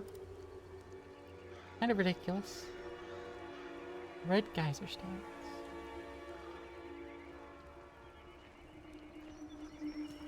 Oh, there's actually something new to speak with Verse about? How did you do that? Do what? Back in the Archon's war tent, you cast an edict as casual as reading a supply shipment. How did you do that? Oh, I've done it before. You cast the Edict of Fire on the Vellum Citadel. I heard about it. How Kairos' anger raised a volcano from under the sage's own fortress. That was some impressive work. That was me, alright? Well, call me impressed. Considering that you've read the words of Kairos more than once, I'm surprised you're even alive to tell of it. Your vocal cords should have turned to ash by now. I'm not trying to make you feel uncomfortable. It's just worth recognizing what you've done. Not only are you Tunon's Fatebinder, you're the mouthpiece of the Overlord. Gives me plenty of reason to stick around. You're going places, and I want to see where they lead. Yeah, if you say so. I have some questions about you. What do you need? Tell me about yourself. Yeah, if you insist. I'm a Scarlet Fury. That should raise some flags for you. It means that I'm good at killing, and more importantly, that I enjoy it. What I won't enjoy are the pleasures of funerary rites packed with weeping mourners. Someday I'll fall in battle, and then they'll roll me into a mass grave or heap me atop a shit-stained wagon. One more anonymous, knife-riddled piece of meat. Until then, I plan to take whatever I can from life and have a little fun along the way. What's the significance of your feathers? You're getting awfully chummy, so I guess you deserve a story. My mother kept a messenger bird, Witterbeak. He was an angry old bastard, spoiled from living the high life. Squawked in my window every single night. Pecked my fingers while I fed him one of the fattest, juiciest mice. When I left the farm to join the Scarlet Chorus, I wrung that ungrateful little fucker like a dish rag, plucked his feathers, gave his carcass to the mice. It felt like justice. She slides a crimson feather from her hair and spins it in her fingers. I also like how the feathers catch the breeze. It helps me keep my balance, especially when I'm moving fast. She slips the feather among the others and smooths it back. Neat.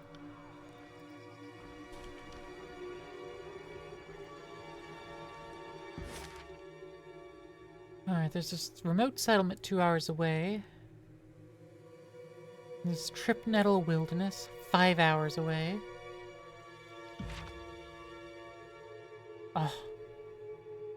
Bastard City. Tunon's Court. Location unreachable. Yeah, because we're stuck in this valley. Valley at this tower. So I've been here. I rose a volcano here. And then went back here.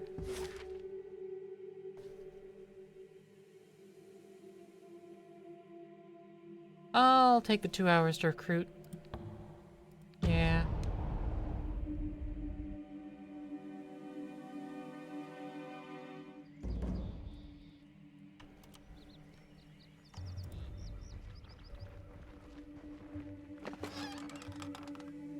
Bronze sword. Something to sell.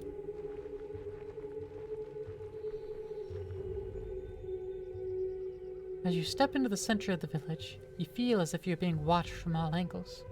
The distant patter of feet echo off the walls of the small and seemingly deserted village. I am Fatebinder Claire. I've come to discuss your conscription into the chorus. Cooperate and you won't die. No need to hide. I have no desire to fight. Merely to talk. The wooden beams on the rooftop to the north creaks under someone's weight. A tree rustles behind you. I've come to offer you redemption with the Scarlet Chorus. I'm doing my best to try and save you all. Feel free to help me with that endeavor. A voice bellows from the rooftop with a cackle. Go home to your overlord.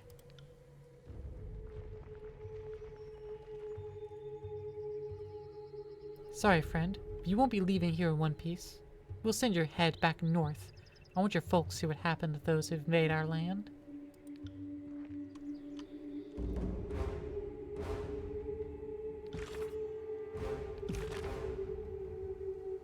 Yeah, man, I was gonna check his spells real quick. Restoring Touch, Titan's Touch.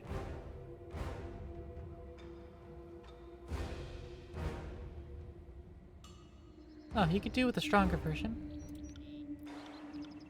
Real quick. Oh, we're in combat. We can't do that. Okay. Fair enough. Fair enough. I should have checked it earlier.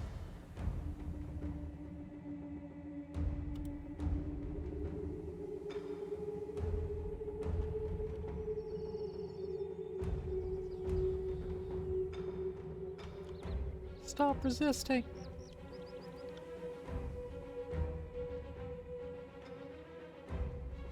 Yeah, stop resisting.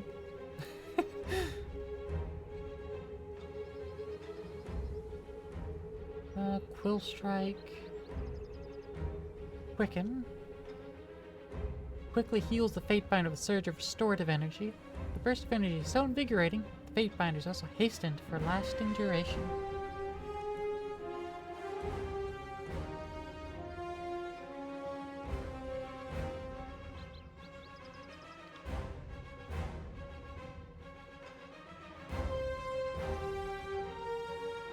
Come at me, grave meat.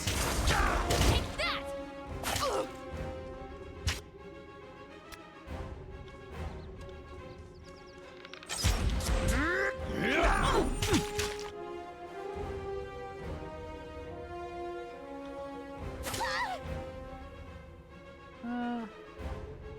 That's the ability to activate.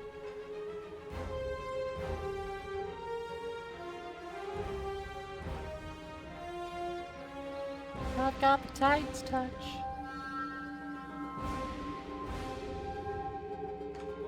With a flurry of blows. And Clash of Iron. Harass the enemy. No, just normal attack.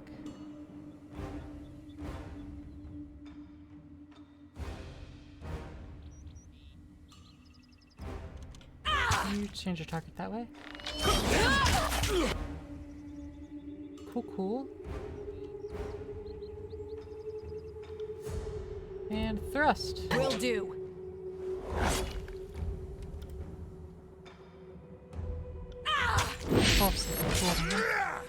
That spell.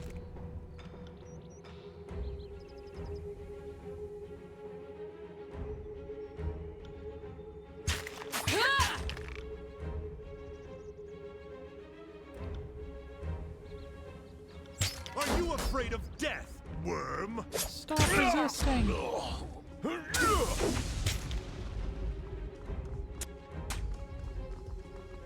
Okay, then they're going to automatically come back to me.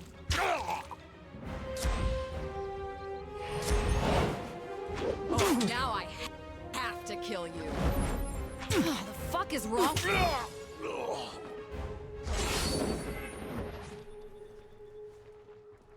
Sadly they attacked instead. Looking the bronze tip of her blade, a Scarlet Fury strolls into view with a smug smile, flanked by an entourage of soldiers. Not bad. I'd have piled up the same number of corpses in half the sword strokes, but, well, where are my manners? One ought not to criticize help so generously given. She sweeps her arms wide in an exaggerated, mocking bow. You have my deepest and sincerest gratitude for gutting those Vendrian pissants in my place.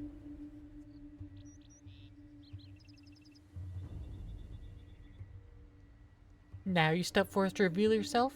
You're not a fury, you're a coward. Perhaps when you're older, you'll figure out that coward is a just word people use to badger idiots into doing the dangerous work. By the by, well done in surviving this violent mess. How very brave of you to even try. The Oathbreakers were but a warm-up. Step closer so I can knock that grin off your face. Whoa now! The Fury holds up a scarred hand in protest. No need to break any bones over it. If you're friggin' pissed, take it up with Death Knell. It was her plan, not mine. She wets her chapped lips before continuing. Look, then. I'll tell everyone how badly you slapped around the Oathbreakers, okay? You did us a real favor, and you deserve to have your glory touted. And with that, she nods curtly and sheaths her blade, bidding an end to the exchange. That's right, bitch.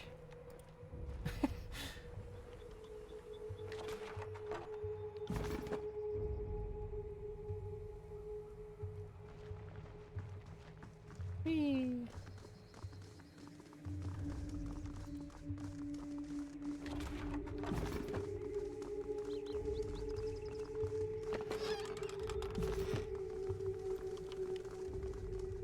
There's gotta be another container somewhere around, yeah?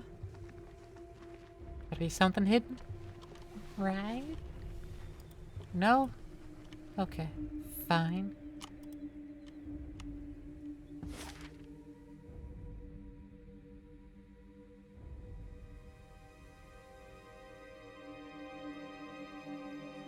Alright, let's go to Trip Nettle Wilderness.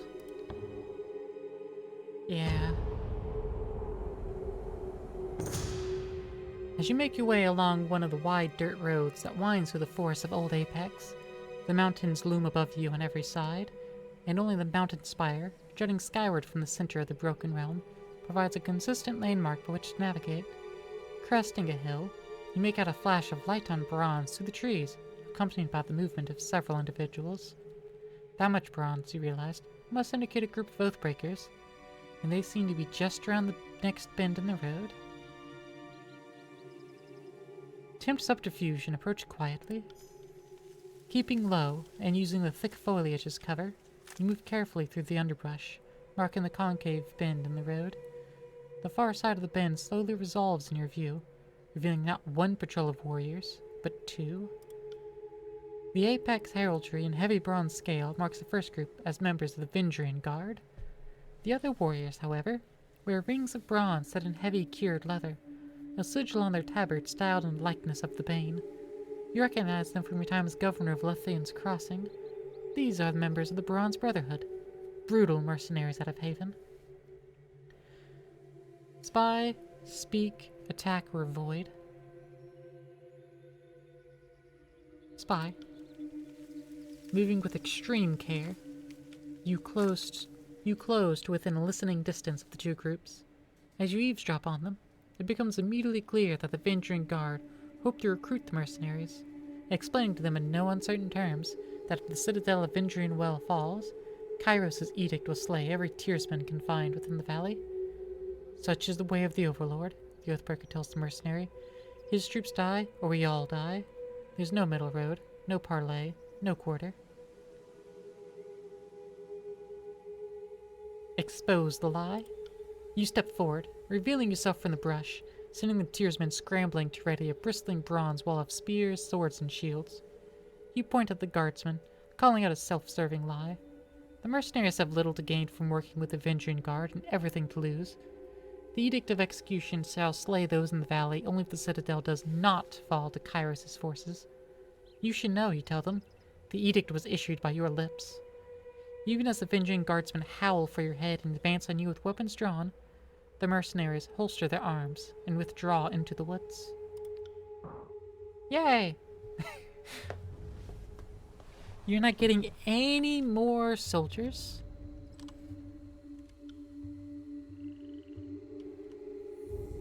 Are we technically in combat? Could I? Like, I can. Okay, real quick, alright? We'll just, we'll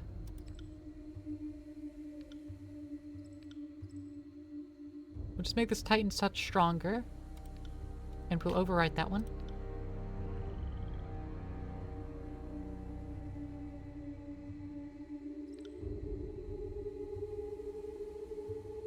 Sigil of Illusion. Distant Impact. Lore of 60 required for that. Right. Ain't none of us got the ability for that.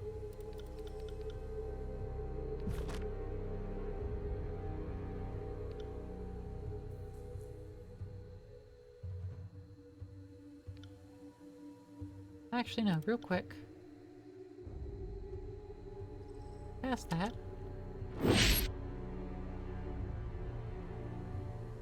And then... Fury's Rush.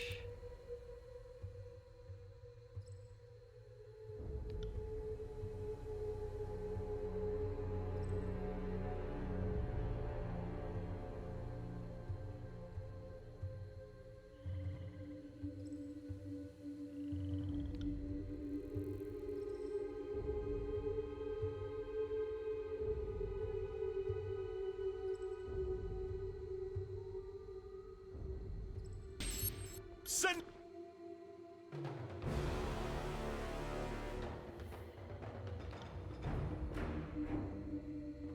Yeah, go take care of the archer real quick.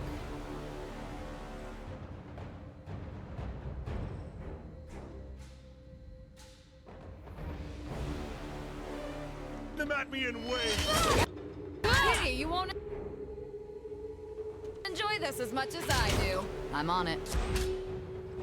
Come and feast my iron. Oh, I need you to change weapons. How do I get you to change that real quick?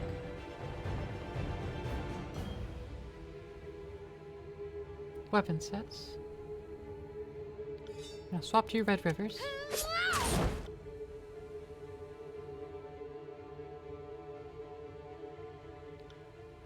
And skewer them. You know, I will simply use Flurry of Blows. Barrack, you're dealing with 2. Use some Striking Iron on that one. Meanwhile, you, buddy, go make your armor stronger. And help take down that one. Feels like my blood is on fire.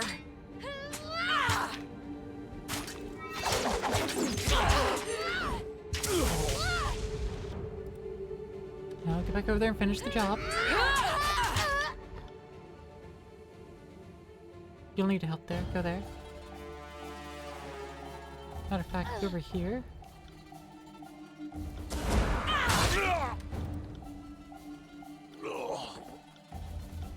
I never had.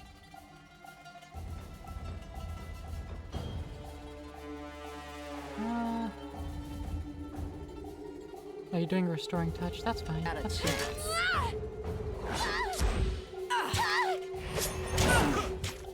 Oh wait, me. Go up there. Not dead yet. Fall before me.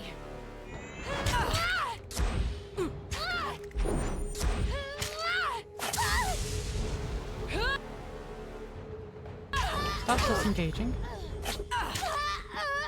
There we go. Hey, I leveled up. Good, good. Good, good. Needed to give a recipe to GF. You're back. Welcome back. Let's increase our accuracy a bit.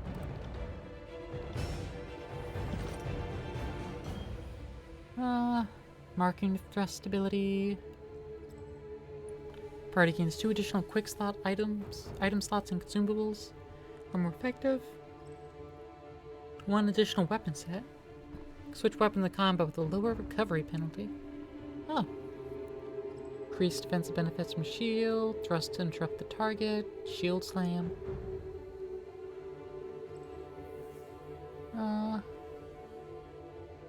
Concentrated force. Fire sunder that I don't have. 2-handed mastery. That's probably the one I'm going with.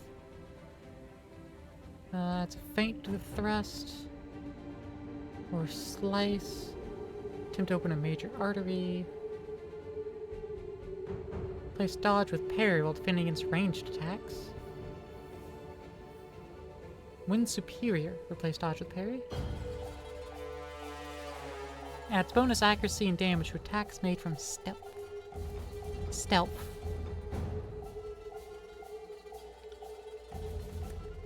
Yeah, I'm going 2-handed mastery here.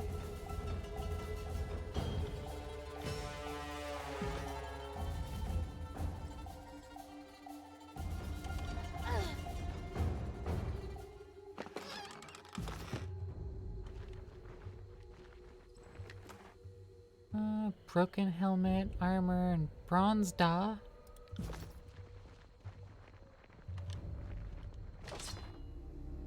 Keen javelin, light leather gloves. Sorry, I can't. Can't. Light bronze ridge helmet. Now, what do you mean, sorry, couldn't?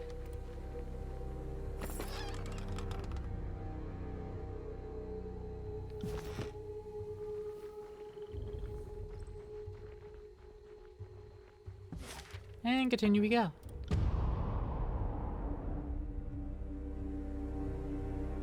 Each level, a character can increase one attribute and purchase one new talent.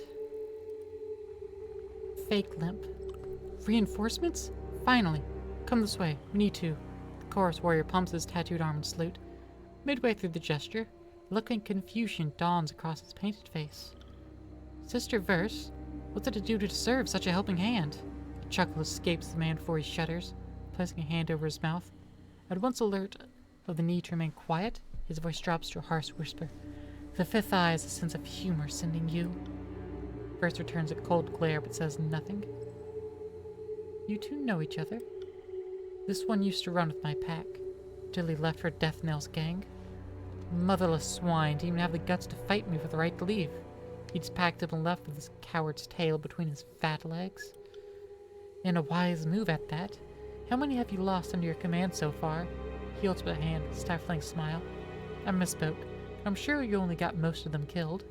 Can't rule out death by their own incompetence. Seems Death Knell didn't take my advice and have you gelded to curb your outburst. If you want to fight him, I've got your back, but we do have a mission here. No, I'm gonna grab Limp by the neck. Apologize. Now. With a swift, confident stride, you advance on Fake Limp and grip his neck before he can step away. His stance wobbles as you clinch down on his throat, and he presses his arms against you, desperate to push away. At last, he tears himself away from your grip, gasping for air and clutching at his throat. I am sorry, Mistress Verse. I did not mean any disrespect. Of course you did, and I couldn't care less. Just know this. You're not good enough to do it to my face. Clean yourself up. Apologies. I've been in the field for weeks, answering to no one. I've forgotten my place. Their camp is just yonder, he points to the northeast, and we kept an eye on them for the last couple days. Some of them left a few hours ago, looking for food, maybe on a patrol, but they haven't returned yet. Might be wise to strike now while they're divided. What's your plan now? I lost 2 of my gang in the mountains, and we've been on half rations for days, so until we get a much larger contingent, we're not likely to win any fight we start. Now that you're here, I figure my gang will hold back, keep an eye out for trouble, maybe swoop in if things get too messy. I can handle this. No need to push your warriors past their limits. Smiling broadly, he claps hands in approval. Kairos would applaud your bravery. My gang and I will lurk nearby. When you make your move, we'll descend and help with capturing Florian. Don't worry. I'll let the others know you did the heavy lifting. I'll cheat at battle, but not with my reputation.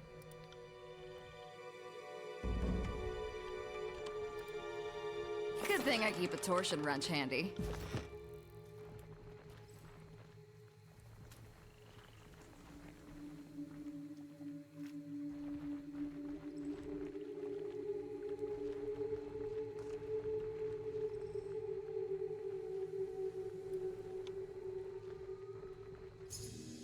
Ooh. Have a look here. Staff of Atrophy?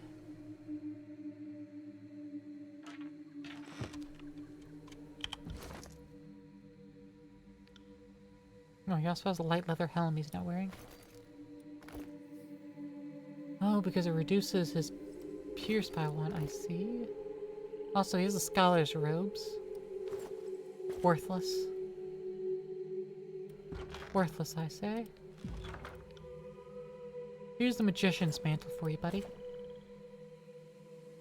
Oh, his pierce is still down by 1.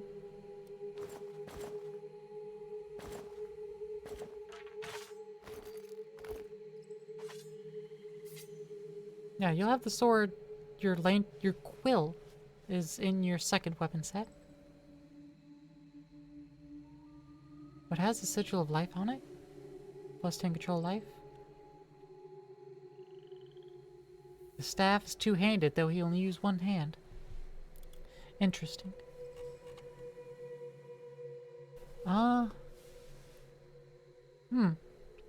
Just got a fun recipe? Hey, Lay. Welcome on in. And congrats on the recipe. If we compare these two, the quill... Oh, is not as... doesn't attack as fast. Has much...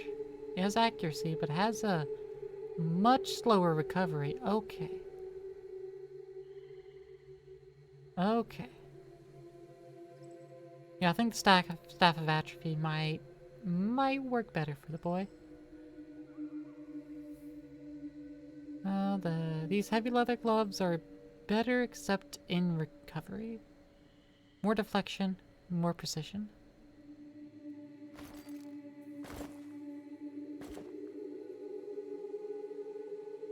Penalty from might, -1. Oh, that is, okay.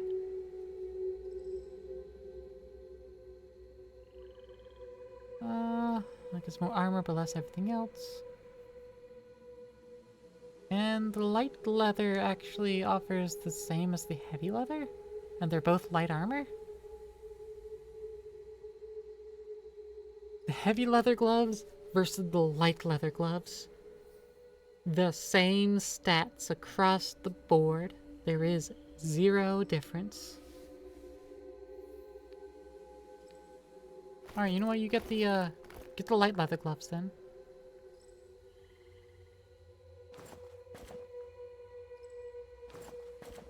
And we get to sell that stuff. And how do you compare versus the Ceremonial Fatebinder of Tunon armor? This has more armor, more reflection, but lower recovery. It doesn't have sorcery ability. The helmet's worse, the gloves are worse. Oh, the boots have slower recovery. Better other things. Yeah.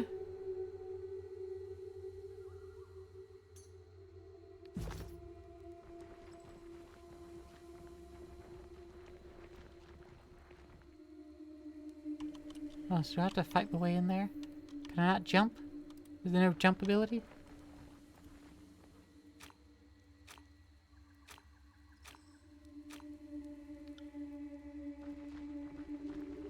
Slow and steady.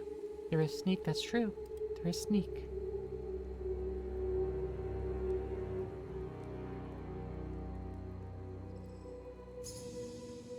Trap detected. Ooh, detected a trap.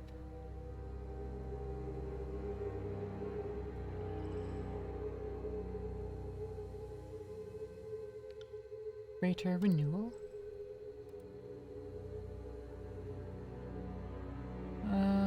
Ask enemy. Compelled to attack Barrack.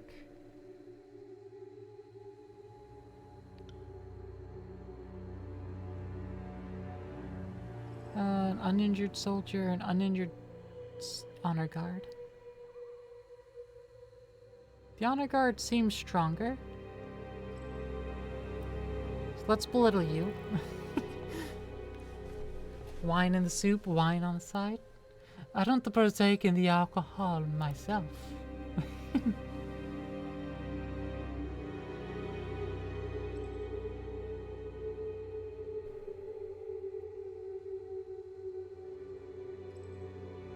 Let's skewer this one. And I am working with Barrack to do a thing. See that? Combat started. More tallies to the body count.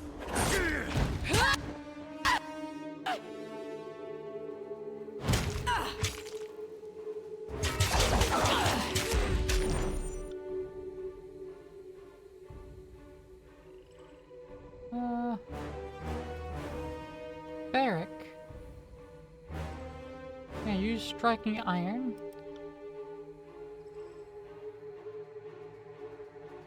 You and me, let's take down this one. Together! Let's see what falls out of you. Take that! Gibbed. Absolutely Are you gibbed. afraid of death?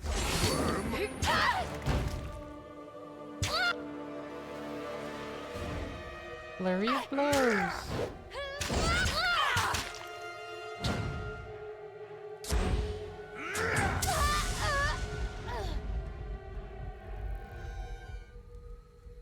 Disarm.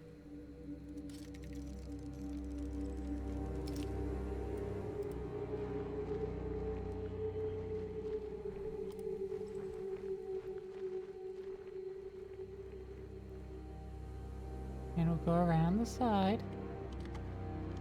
Slow and steady. Trap detected. Interesting.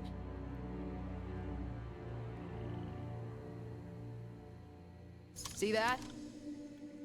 Okay. Now that we're all up right here on the enemy.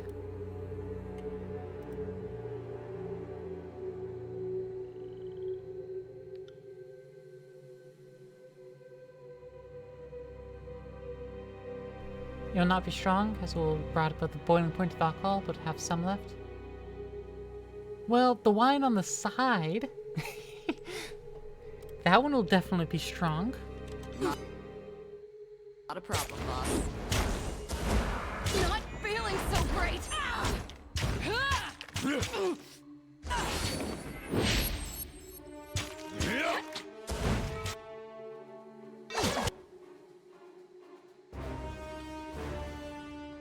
On my command!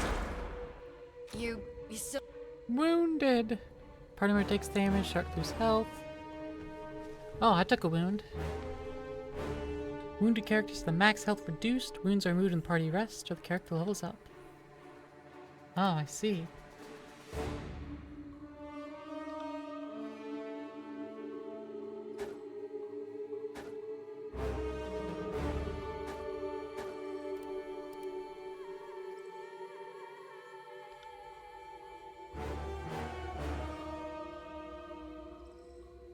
with me, boss? Are you afraid of death, worm? Leveled up mid-combat. You know what? Sure. You level up in the middle of combat. Get you some extra accuracy. And Art of the Blade. Gain a chance to attack enemies as they engage you. Intimidating force in the battlefield. Or boost movement speed as battle starts. Attack twice with normal strikes for a short time after using Clash of Iron. Engage an additional enemy. Or fight defensively. Defensive.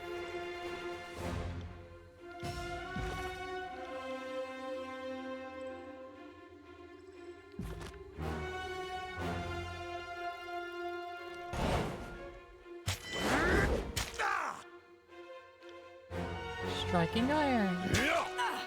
Pay attention, kids. You might learn something.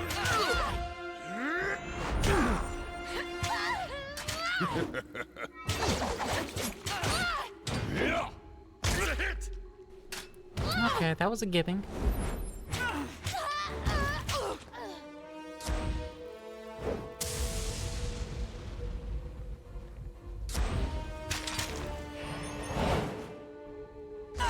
Damn thing couldn't pierce cloth. Come and face my iron! Oh, Spike Trap hits Lantern anyways. Okay. He auto-moved directly onto it. Or above it. Within it activated.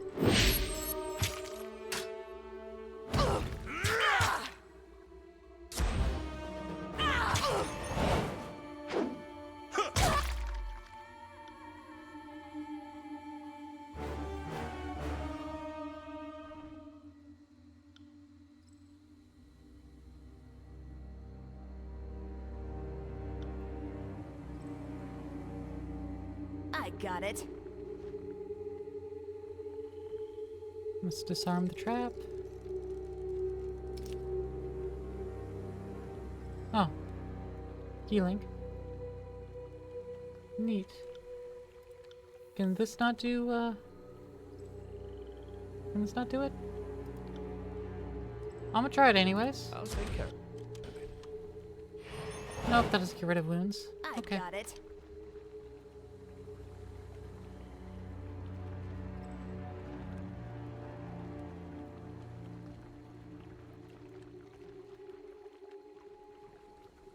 Let's make sure there wasn't more over there.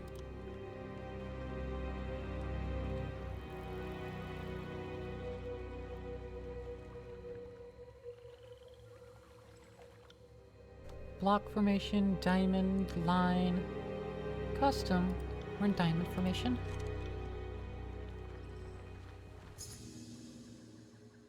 What have we here? The Overlord's peons have arrived. Blades up. Falks in hand ready for battle. The Vendrian Guard captain bellows orders to the warriors in his camp. Dressed in tarnished bronze and sporting countless scars across his arms, Pelax Florian towers over his peers. If you value your life, drop everything and flee. Or stand and fight. I'm happy with that option too. It just seemed unsporting for me to suggest it. I left my nicest blue flag back at camp, but I'd like to talk all the same.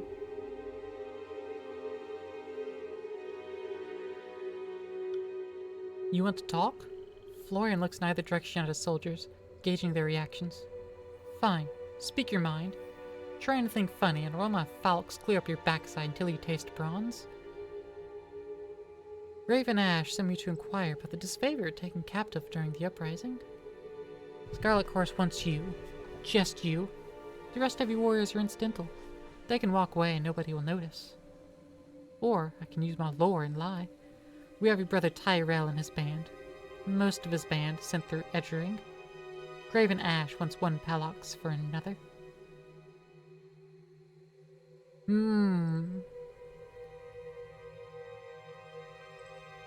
I'm going to use my subterfuge and lie. I want to inquire about the disfavor taken captive during the uprising. He did? Quiet down, oaf. Them? He regards you with a puzzled look. Captain Tarkus would know more. I've been in the field for quite some time. He lifts an eyebrow, sizing you up. I'm sure you know we don't kill prisoners, but I can't give you a better answer than that. Now I'll use my lore. You have a brother Tyrell and his band. Most of his band. Graven Ash wants one Palox for another. Tyrell is alive? His eyes widen in surprise as he shuffles his stance. Is he well? Well enough? Do you have proof that he is alive? He is wounded but will recover. I did not think to take his ear or finger as proof. Apologies.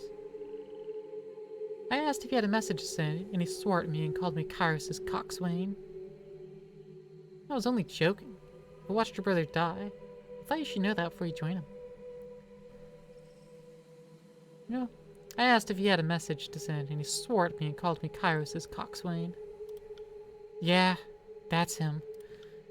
If my life can purchase that of my crew, my brother, and his warriors.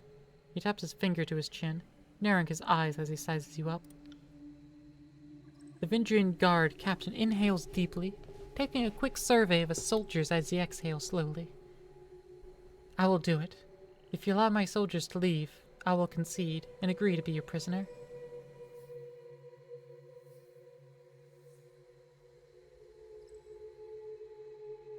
Surrender, and the rest of your crew may leave. You hear that? Go on, and tell the crew back home that I'll return soon. And if not, Captain turns his gaze towards you. Well, if that happens, I trust you will avenge me. But if this Fatebinder speaks true, I'll be back soon. I'll even bring back a souvenir. The severed head of the Voices of Nerat.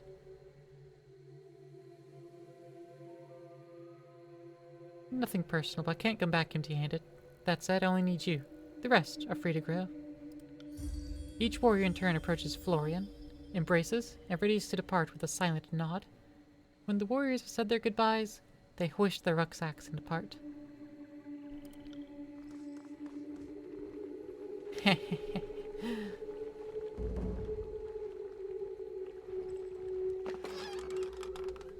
Potion of elemental barrier.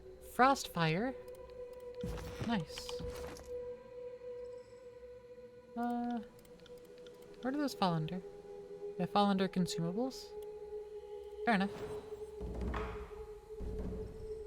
But yeah, I can learn this one too now. Because of Lantry there.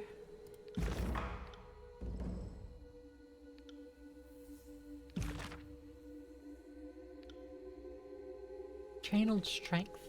Plus 40 to lower requirement. Oof.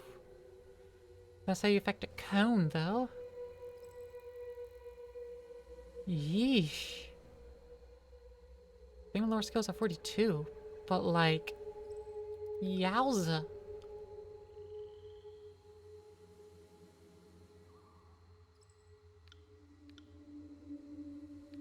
Cone of lightning.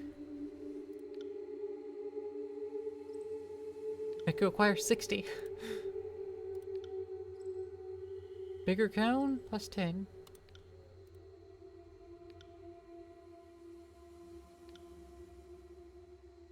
Fulmination. Yeah, sure. Just fulmination, buddy.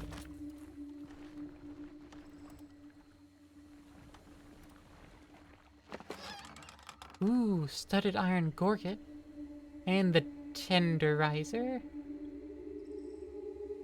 This is slightly less accurate, slightly lower range. And it's only one-handed. But it's the tenderizer. I also have this bronze axe, which is better than the falx, but it is also one-handed. Hey, let's compare it to your weapons here. To Red Rivers and Gutseeker. Minor parrying, plus 4 to parry, and plus 4 to accuracy. Yes, how does it compare here? This has slightly worse recovery than both weapons, but is better in every other regard. And the tenderizer, less accurate and slower recovery. But again, higher DPS and armor penetration.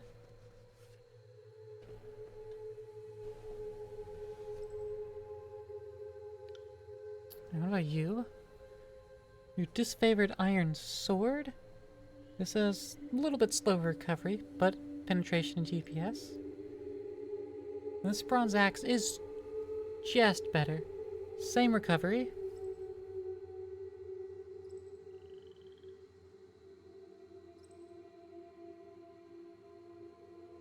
Here's the tenderizer, buddy.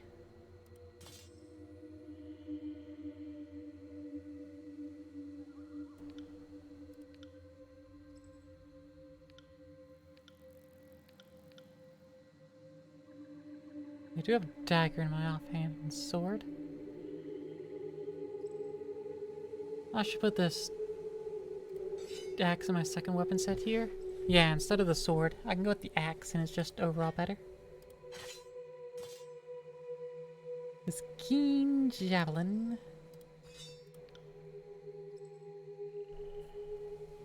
As melee and ranged. Let's compare it to these weapons here. It is inferior to both, basically. It has a longer range attack than the phalanx, but that's it.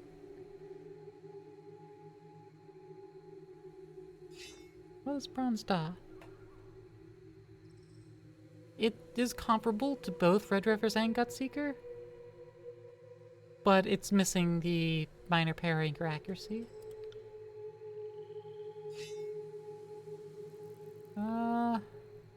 Yeah, this isn't as good.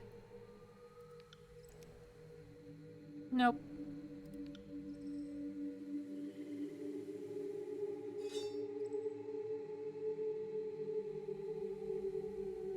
Do I want to give you something in your offhand, buddy?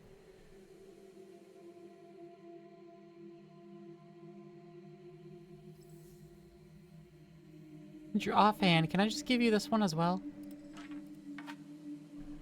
You'll just have double offhand? And not use it? I think that works out. Gonna take a painkiller? Sounds good. Alright.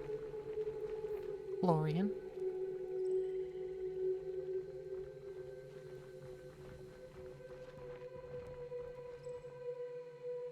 Striding into camp at the tail end of sprint, the Scarlet Chorus warrior begins to speak but stumbles forward, bracing himself short of collapse as he catches his breath. More on the way. Patrol from this morning. Coming back. Well, look at that. He smiles an exhausted grin through his heavy breathing. The captain is in one piece. Just as requested. The voices will be pleased. Wait, the voices will be pleased? I thought I was going to see General Ash. This wasn't part of... The captain's lips curls into a sneer. I should have fucking known better. The captain looks down at his feet. A slow smile creeps over his face. You haven't won just yet. Second patrol should be turning right about now. If you can tackle the incoming patrol, my gang and I will make sure this Oathbreaker sees the voices of Nerat. The warrior salutes you with a wicked smile. Good hunting with you, Binder. The Archon of Secrets will be most pleased.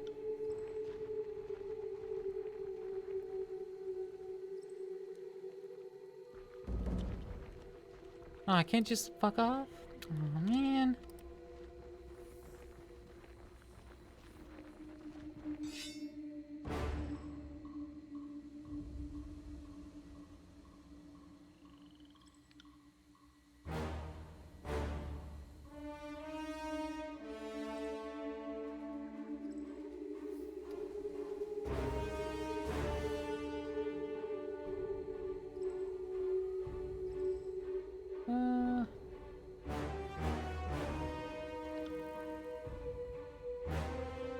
Stop resisting that man. You will also do stop resisting. Same target.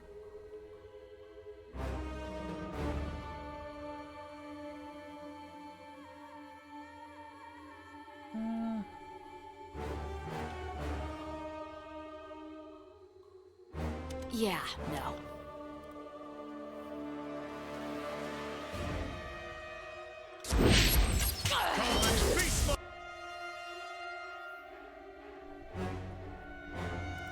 I can use striking iron. Well, you other two will go and attack the ranged ones.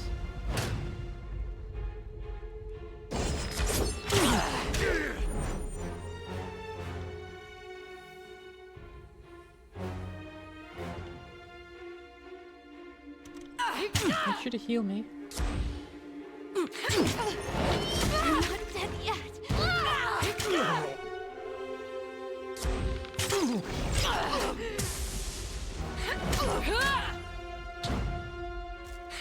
Who says you can't teach an old dog new tricks? Alright, level up, middle of combat.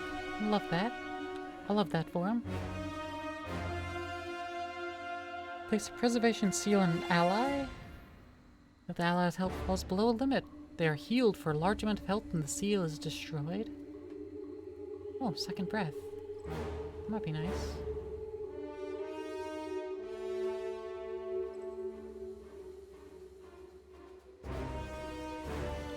Yeah. Evolve comrade. Revive a comrade. And let's just focus him some more on wits here. I need to...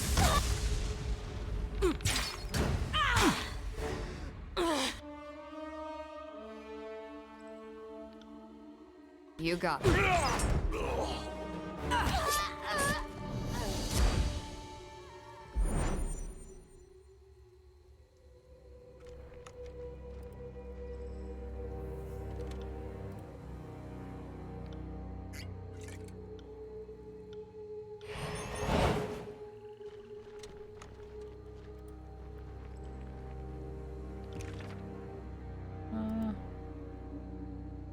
Sigil of Frostfire.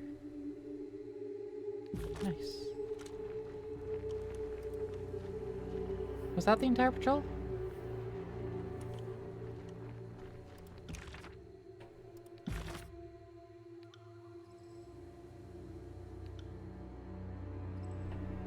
The Way of the Horde, her Death Knell Scarlet Chorus Camp.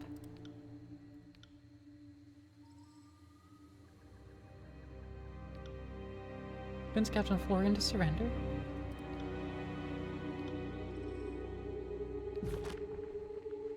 Cool, cool, cool. To the Northern Clearing.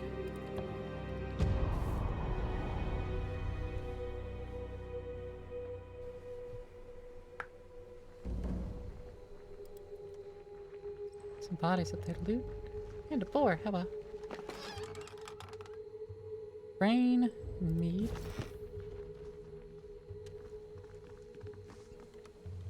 Quiet down! Earthshaker hood and staff.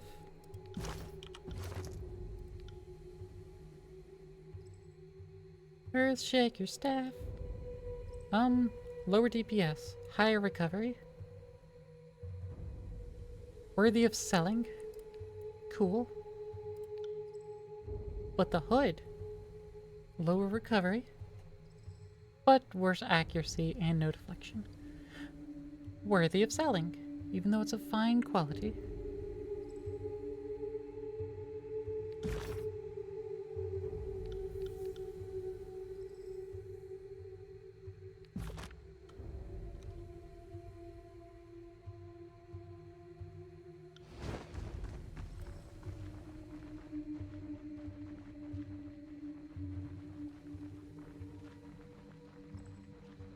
Quiet down!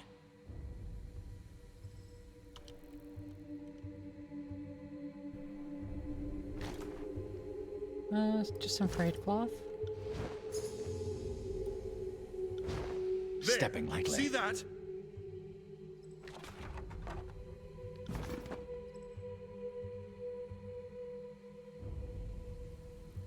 The Earthshakers are over there.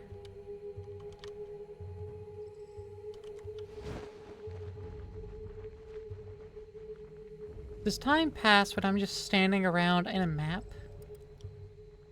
If anyone can answer, or if Zorb is back yet? Like, I've been assuming it does, but I don't actually know. On the lookout. It does, but really slowly. Okay. On the lookout! These are marked as enemies.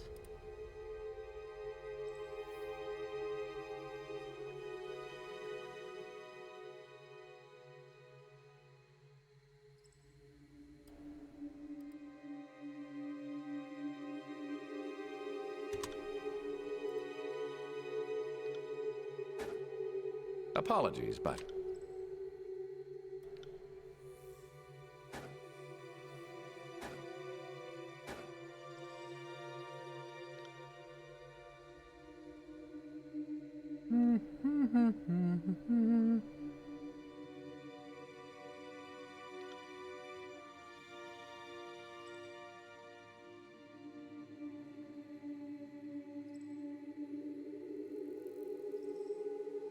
no, sorry.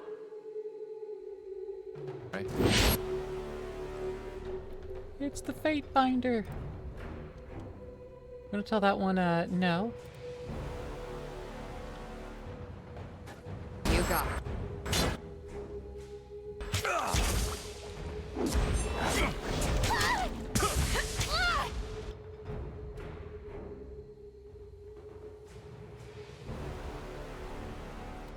Clash of Iron. I will aid you.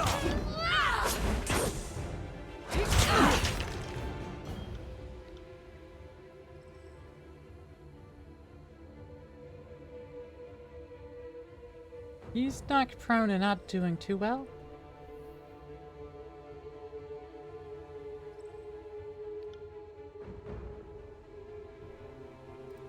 Flurry of blows that one. Will do.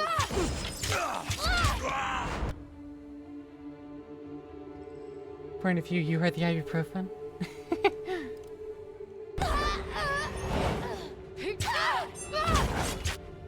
I feel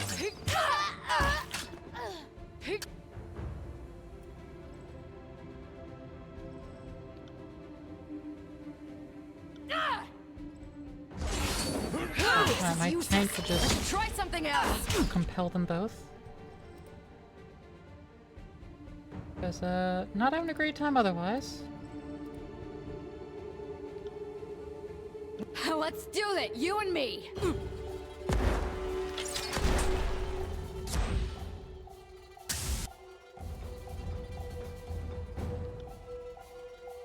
I got it. There we go.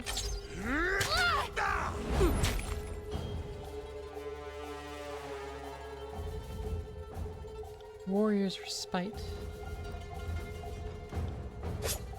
Take that!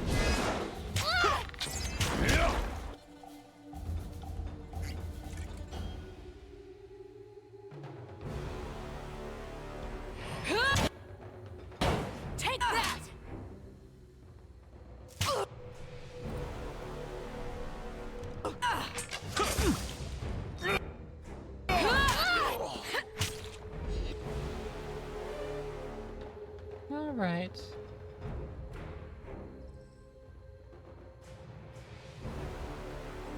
I think they could just stand there and handle it. No, flurry. Flurry! Flurry!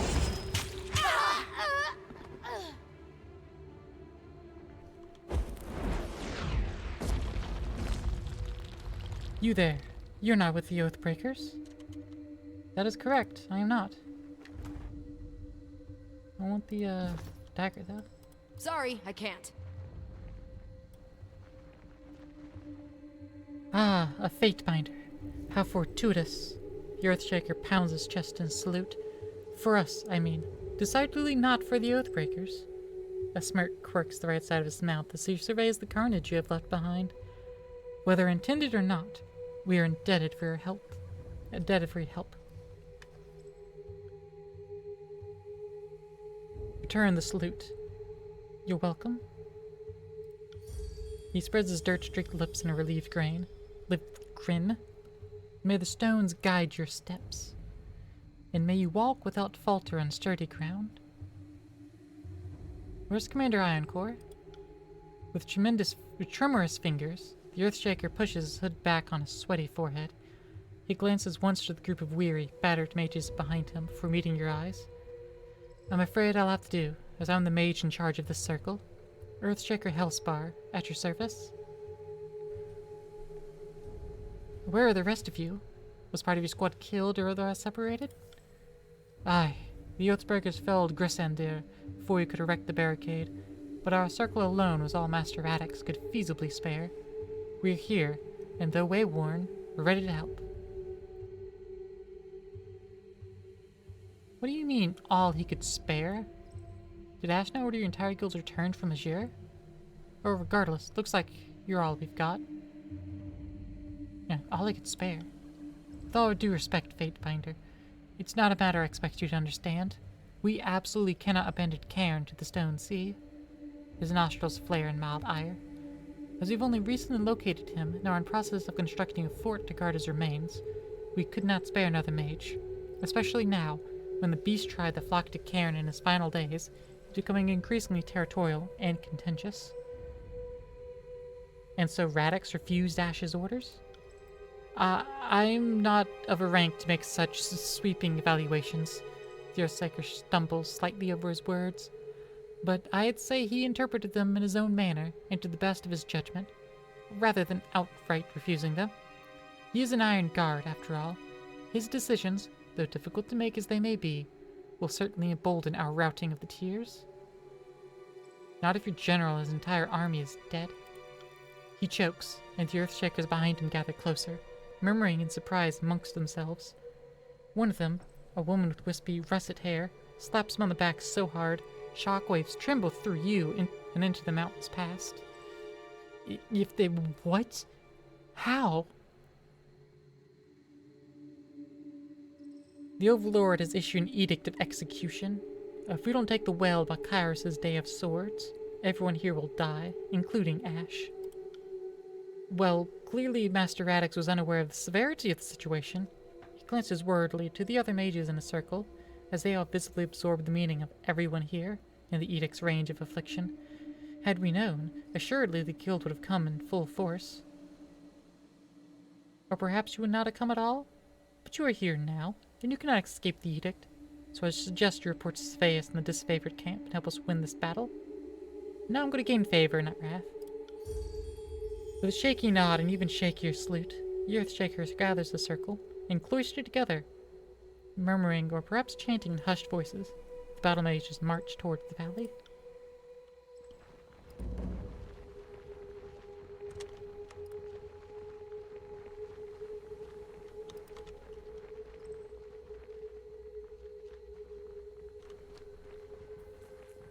Okay, well, we got the Earthshakers.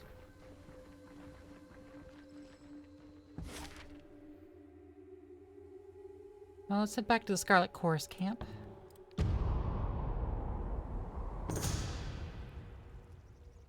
Following the road through an expanse of scrubby woodlands, crooked oaks, and dry-needled pines grasping towards the sky, when you catch the sound of children's laughter filtering through the trees, investigate. Abandoning the road, you make your way to a small tributary of the Mittani snaking through the sparse forest. There, you discover a group of 4 youths gathering beside the small stream. 2 of the children sit on the rocks, poles in hand, staring patiently at the water. The other 2 are seated near a bucket, taking turns whacking eels along the ground to stun them, carving up eel meat. Threaten the children, speak to children, return to the road. Speak. You step out of the woods, drawing the attention of the children, who eye you warily. The eldest youth, almost a man grown, notes your heraldry and hawks a ball of phlegm into the reeds. Lose loyalty with Barrack and with Lantry if I punish the spitter. Ask to sniggle? What the fuck does that mean? I'll tell a story. You raise your hands to calm the youngsters and ask if they've heard the tale of Pox and the elder boar of the Burnian Wood. When they look to one another without answer, you begin to spin the story for them, an odd and sometimes amusing yarn filled with epic adventure and dark mysticism. By the time you've finished, the youth have become entirely absorbed in your story, utterly wrapped in their attention. The youngest of the children brings you an eel in exchange for your time. You thank them and return to continue your journey. Sniggle is a game. Yeah, it gave no context to that. So to play a game of Sniggle, like, okay. But just ask to Sniggle. That's...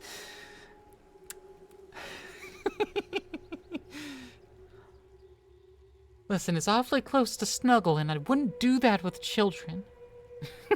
As an Afini, I cannot. In fact, I shouldn't have interacted with the children at all as an Afini. But...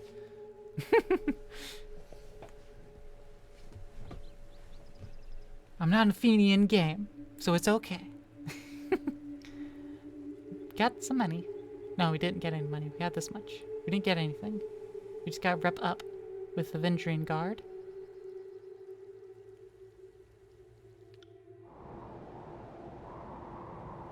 Back to camp.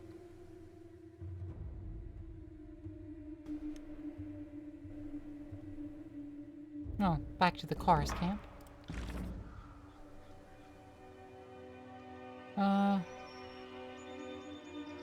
Cepheus at the disfavored camp. Ekal Crossing, Death Knell at Scarlet Chorus. Yep, that's what we're handling.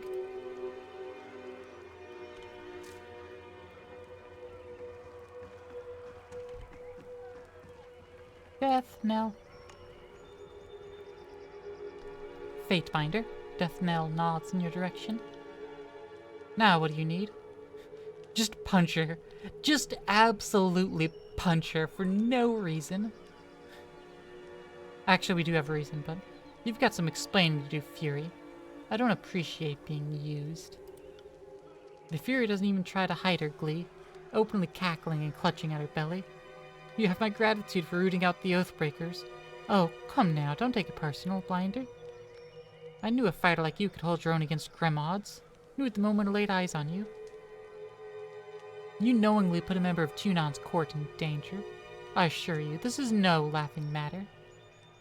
Better, faster, and You can see Fury's eyes beneath her mask come tight slits that twitch with anger. I'm reminded how humorless Fatebinders can be. She sheaths and unsheaths her sword, playing with it out of habit. She shrugs, completely unconcerned, tosses it into your hand. Take it as a compliment. You expect me to just take your scrap metal as a compliment? Her arms shake with tremors of growing anger before subsiding almost immediately with a deep sigh. If I've wronged the pride of Junon's court as severely as it would seem, to take these as well. She tosses you a hefty bag from her side.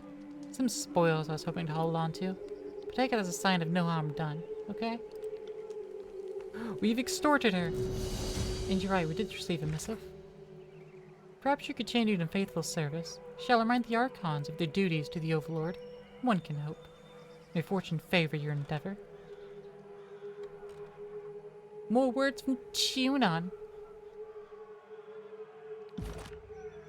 But also, Verse leveled up. Can I level up again?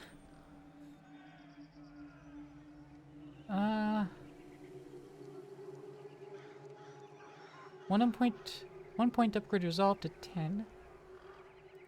Which would, increase endurance, will, magic defense.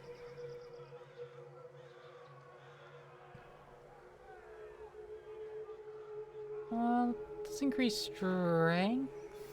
Yeah. Get a little bit of extra statage. And let's go with,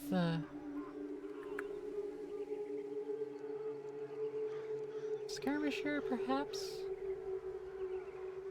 Peg on a spit, swaps position with enemy, and then stabs them with each of her weapons. Ooh, that's nice.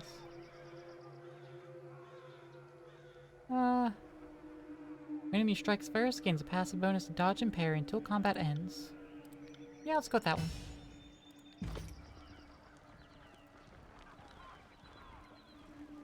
Versus nice. Indeed. Does seem to be that way. Disfavored camp. The two things that Echo call crossing. Let's go back to the disfavored camp.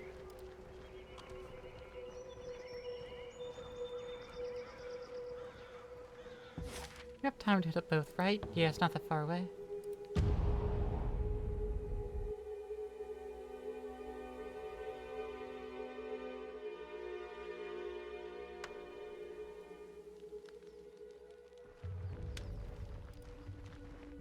And I've already, like, looted all the things here.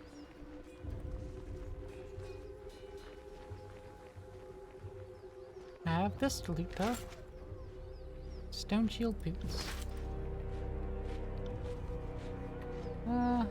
Let me see your wares. Cleansing charm. I'm gonna pick that up. Oh, I was just given that, that's right. Sell the boots. Sell the scholar's robes and gloves, the heavy leather gloves. The light bronze ridge helm. Agate, frayed purple cloth, staff, the grain.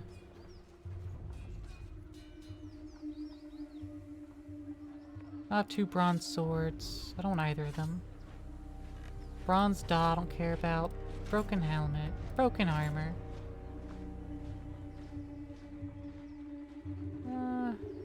Topaz. The disfavored iron sword's kind of trash. This fish. Gets me 11 bronze. Not too bad, actually.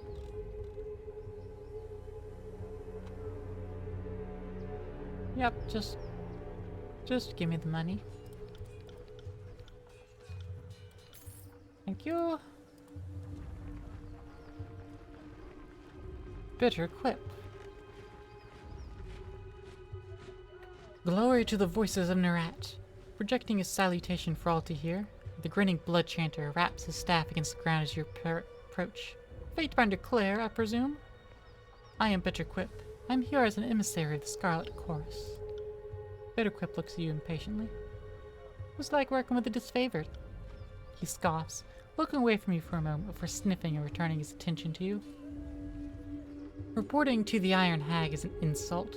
She fought one duel for her title? One? Her leadership must be continuously proven, earned, and defended. Weakness should bleed to the bottom of the army, not rise to the top. My assignment here is also an insult, but one I'll bear for the good of the chorus. Bitterquip sniffs the air, smiling with one side of his mouth. If only to see, with my own eyes, the failure of the disfavored. That will be a fine day. Tell me about the Scarlet Chorus. The chorus is the future of the Tears. I feel only derision and pity for those who fear our inevitable ascension. Who in particular would you like to know? Tell me about the voices of Nerat. He is supreme commander and public servant, he who sets us free but directs all. The voice of Nerat is the epitome of what each of us can be, a magician without equal, and the leader of uncountable numbers. The voices in the chorus are one, conquering, expanding, growing, changing, always stronger. Alright, well, enough talking to you. You're quite the useless font of knowledge. Talk to Saveus. Oh, there's Saveus. With all due respect, our cohorts have proven themselves against these apex fools time and time again. What can your Earthshakers do other than get in the way? I don't want to be here, Saveus, and my orders don't involve proving our value to you. If the Great General does want magic on his side, then he can order us to stand down and sit this one out. I don't question what your mages bring to the table, Hellspar, but I have my reservations about your leaders. Why couldn't Radix show up to the siege himself? If he has more pressing issues than the state of conquest, I should like to hear it from his mouth. If Radix is not inclined to help, perhaps the next of kin might take his place. I don't have War Mage Guild Apprentice. I hate to upset the chain of command during a time of war. Perhaps Radix's brother can convince him to remember his duty, Fatebinder. I thank you for the part you played. You didn't have to risk yourself, but you did so all the same.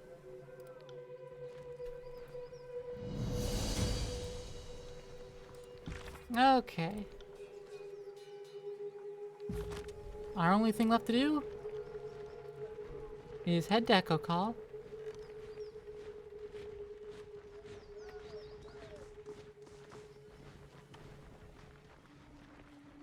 Echo Call. Back through the chorus camp.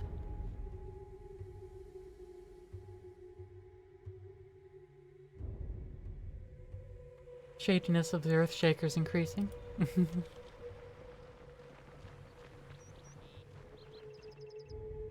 Back over here. Maintain defensive posture. Winded, the disfavored commander clutches his blood-stained chest piece as he takes a deep breath, gathering his thoughts. His focus is on the scattered, wounded men around him. He has yet to notice you. Your plan has been a rousing success. Most of our troops dead, a bridge destroyed, and the Vendrian Guard pushes back to where we started. Ladies and gentlemen, the finest the North has to offer. And for your next act, I needed those Furies on point. Don't mock my strategy after working against it. We could have taken them. Remain silent. You just wasted dozens of lives walking into a trap. I'll mock your idiocy as much as I want so long as it continues to amuse me. What's happening? Shouldn't you be on the other side of the bridge? We tried to rust our western bridge. Blow for blow, we had them running, but halfway across, the whole damn river just... Bloodchatter gesticulates, flailing for words, lurched up. The cursed Matani swallowed the bridge and most everyone on it. Only real soldiers we have left are the Scarlet Furies that I, quite wisely, directed into a flanking position. A few of us kept our footing, but the advantage was lost. We had to fall back. As we did, the Oathbreakers surged down the east bridge. We held ground until they fled back across the river, but now we're back to where we started with only a fraction of the strength. Antio's in command. Should have concentrated forces as he directed. A member of the School of Tides is alive and work with the Vendrian Guard. Or a direct attack was a dumb idea. Better equip his rise to hold a reserve. No, I'm not gonna side with either. School of Tides is alive. That would explain it. I saw a woman dressed in blue at the other side of the river. Didn't seem like she fit with the others. Had we focused our strength into one perfect lunge, we could have crossed the bridge before the enemy knew what was killing them. But it's not too late. We use the Scarlet Furies to... No! Fool! Stop suggesting a way to get my gang killed. Are you working for the Oathbreakers? Should we wait until the enemy is no longer on high alert? We should wait until the enemy is no longer on high alert. Vantio's plan isn't a good one. What would you suggest instead? There's a time for initiative and a time for patience. We should try a different part of the river, or come back later. The enemy is too wary of us now. Are you in such a rush to see Kairos' edict come to pass? Sorry, Quip, but I'll strap you to my back and charge down the other bridge alone. But doing nothing isn't an option. Well, we can sit and wait for Kairos' edict to kill us, or we can do something. If this were a hearing of grievances, I'd let you call the shots. We were talking about the lives of my gang. Conscripts are a copper a dozen, but Furies, I've worked hard to secure the loyalty of my gang. I will not scrap fine warriors on so buffoonish a plan.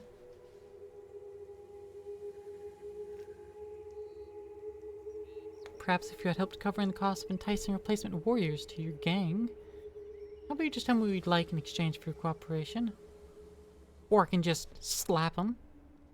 Or, I suppose I'll have to tell the voices of Nerat that his agents were soft and cowardly in the face of opposition. Huh?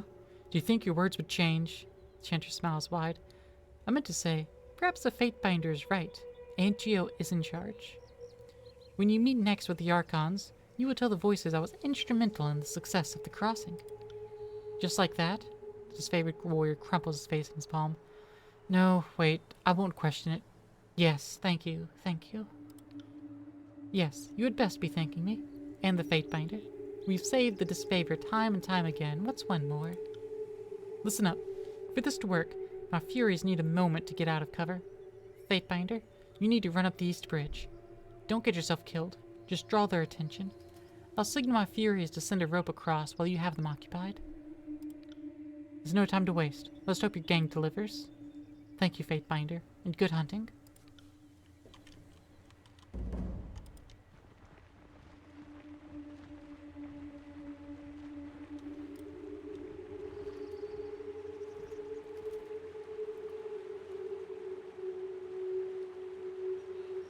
Landry. Hi. There's just a bunch of people here.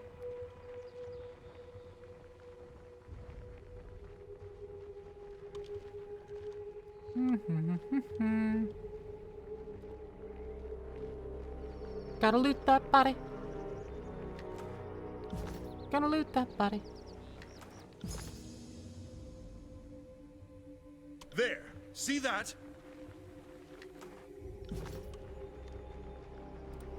One of us, disarm that, please. There! See that? Trap disarmed. And if we go the other way, this bridge should be blown out, and it is.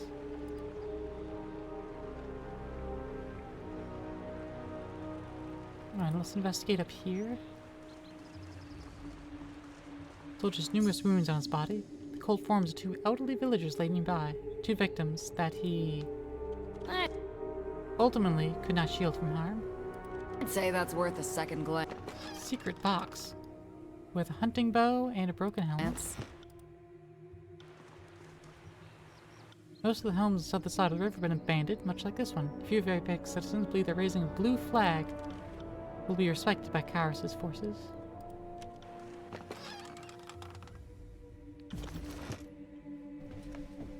And we're full camping supplies. Fair enough.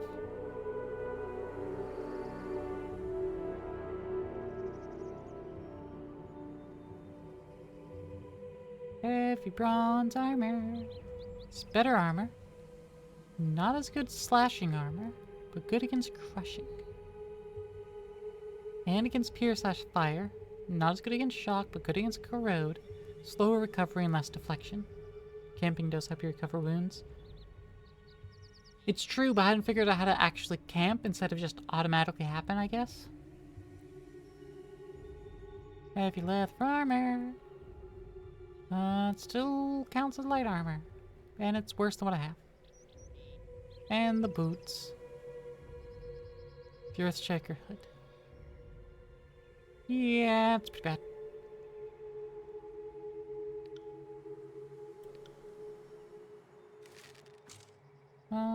Tearsman spine bow, Tearsman hunting bow. What if I take those off and give you a bow and compare?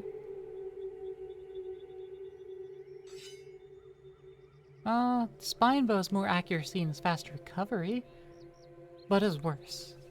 Otherwise, worse. Okay. That works for me. What is cleansing charm? Immunity to poison. Ah. Haste and form. +1 to vitality. +1 to quickness.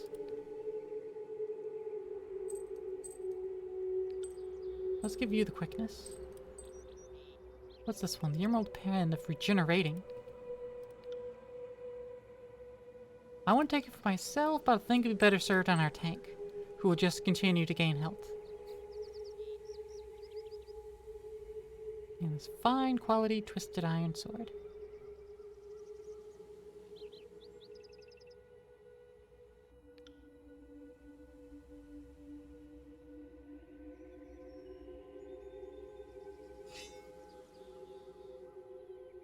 Yeah, no.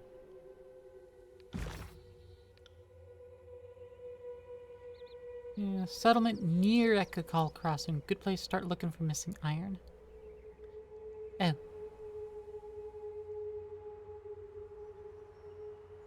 Explore the crossing for the clues.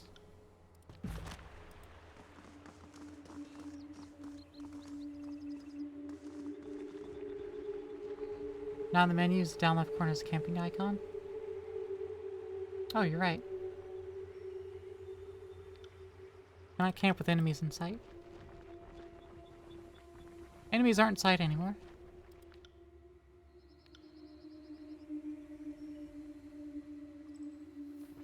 Okay, cool. Now let me go grab this extra camping supplies here.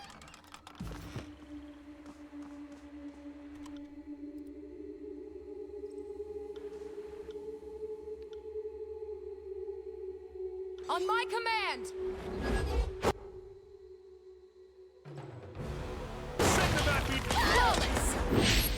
Perfect. We'll just draw them out over here.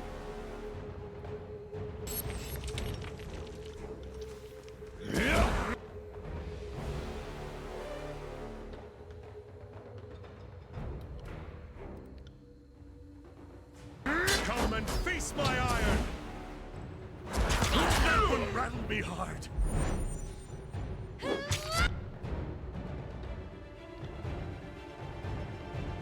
Let us take them together! Good work!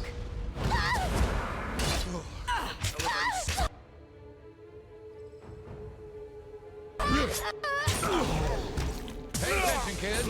You might learn something. Right. Alright, disarm that now.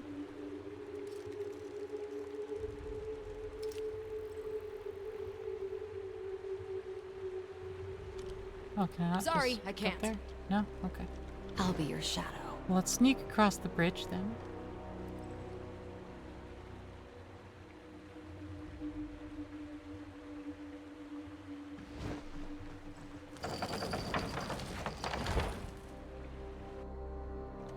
You there, and you, signaling her warriors to the bridge. A woman in the galley of Avendrian Guard captain pierces the commotion with her shrill soprano. Get over here, the disfavored are back. Guess they forgot a javelin or two. Be a doll, would you? Hurl them back. Wait, now I know the disfavored. This is a fate binder. She looks you up and down. Odd. I would have expected, well, just more soldiers. Here to convince us to kneel down and lose our heads. Your heraldry, House Matani? Apologies, the river must be dirtied with this conflict.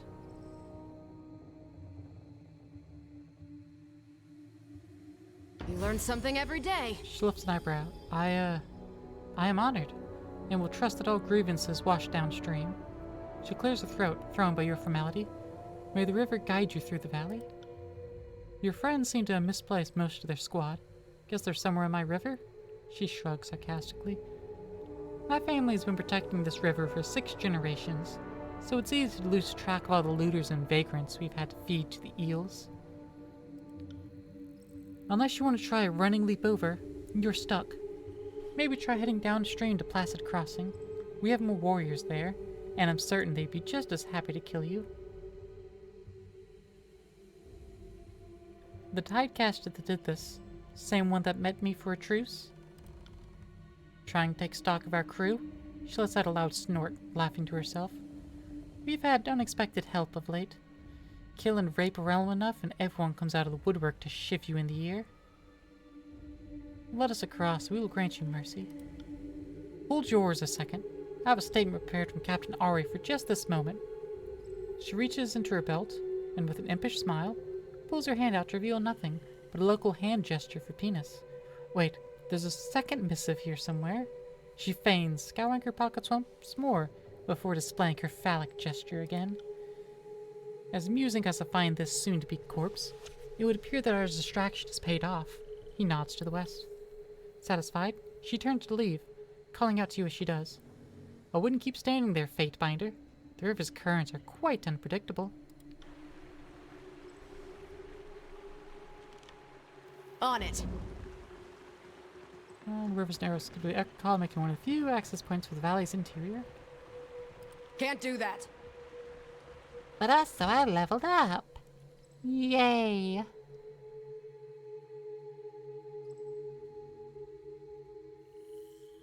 Let's gain more attack. Our subterfuge is up to 46. That's good.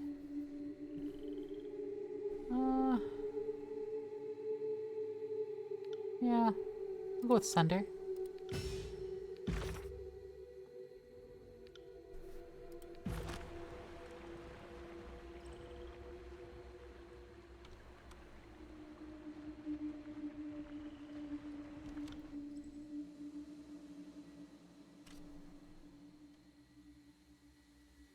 Zorbeltis, were you saving all your points up just so you'd finally be able to afford that again? Aren't you just a silly little leaf? Such a silly leaf. You just save up all your little points? Does that mean you already spent all of them already?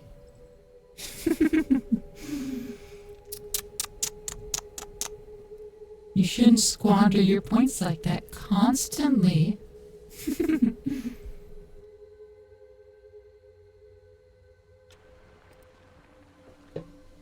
There you have 25.1k after the redeem. Ah, okay. You just said earlier that you were saving up your points. Well done. That distraction was exactly what we needed. Graven Ash protects. My comrades are getting their second wind and ready to try this once again. Well done. While you were toying with the Oathbreakers, my gang had the opportunity to set a rope on the collapsed bridge over yonder. The Furies wait to join you in battle. Good work, your gang has salvaged this mess. Minor wrath. You know what? Yeah, you've salvaged this mess, Quip. We require no thanks for carrying the burden that is favored is too weak to lift. We are used to such things. Plan now is to lower that bridge. My warriors can't swim in their armor. The lighter troops, he points squarely at you, can move across the rope, then lower the bridge. We'll meet you on the other side. Crossing by rope, are we? In that case, I might recommend that I go last. For once, I agree with Antio. My gang's been spotted. Go now, before they are overwhelmed.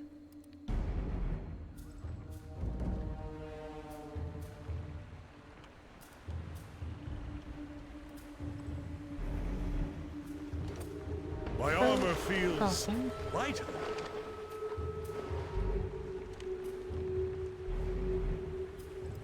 Sorry, I can't.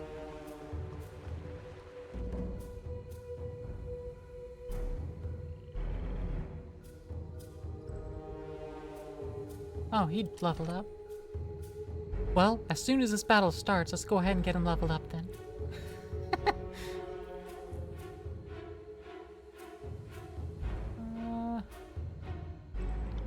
Up vitality. Character gauge an additional enemy. Yeah, Clash of Iron, faster attacks. Yeah. You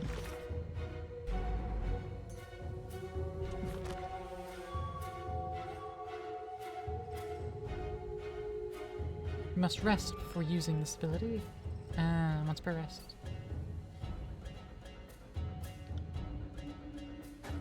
Send them at me in waves!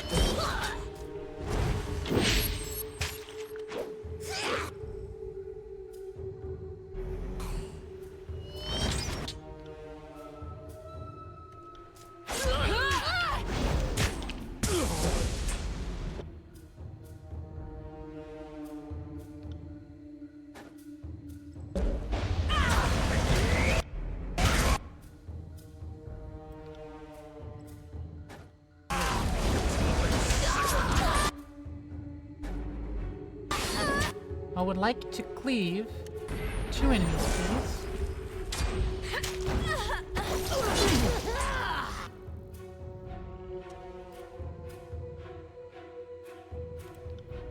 Clash of Iron. All of the enemies. Come and face my... And then strike this one. Skewer that one. Flurry of blows this one. I will aid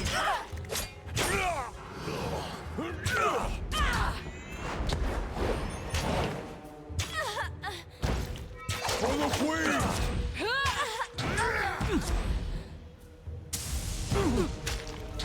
And then everyone just, gather around.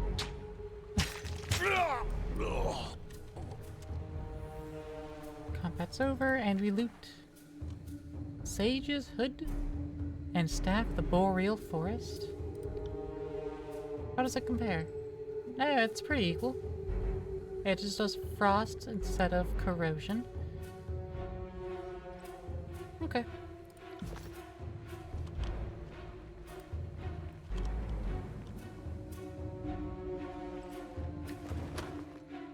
Bronze throwing dagger.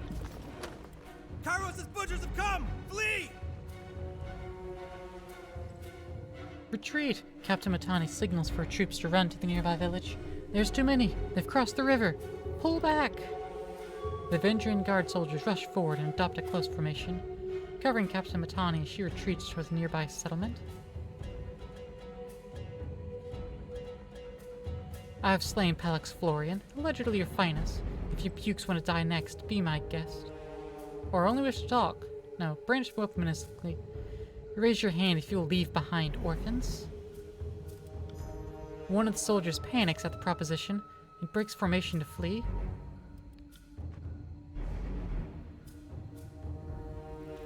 Matani's not in combat. That archer's leaving combat, leaving one archer, and these two moving to melee. Good, good, good.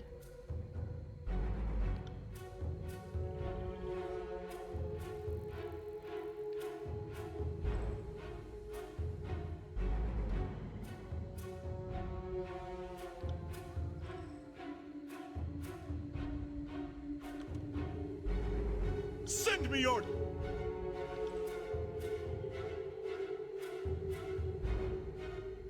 champion!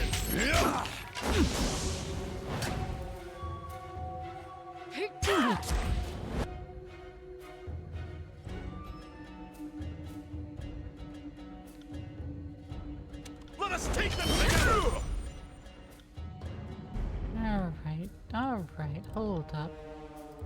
Back the heck up.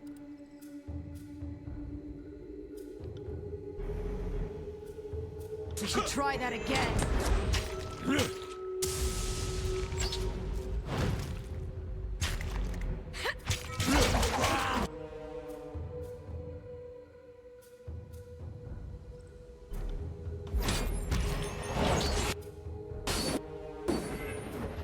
weapon is entirely Go worthless. deal with the range gun.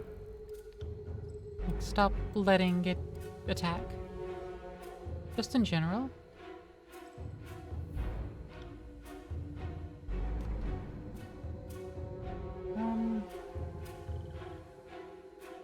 I know I have more abilities. No, battle stance. Right. Stance splits.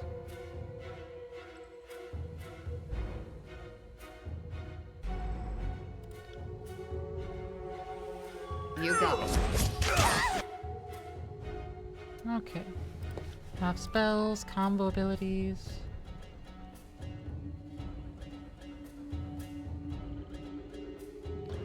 Use my talents like thrust, cleave, flurry of blows, and sunder, which isn't on my list. That was beneath me.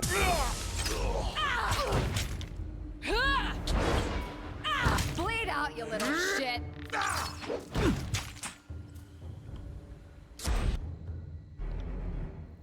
And On it. Flurry. On your knees, worm!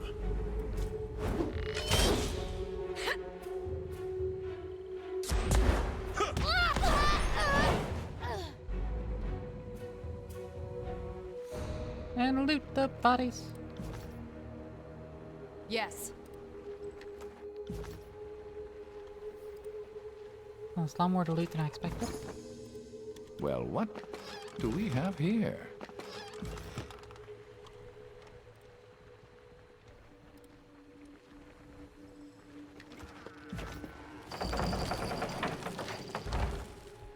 Ooh, addendum, forge-bound iron.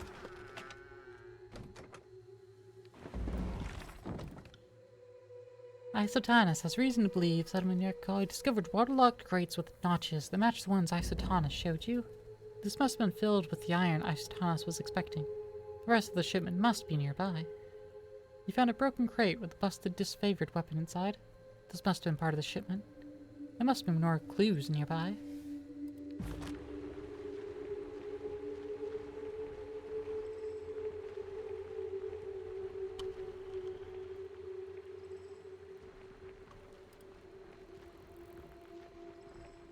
And that Can't goes do into that. the village, I assume.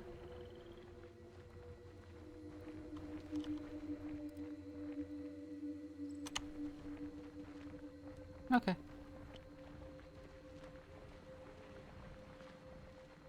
To the next map.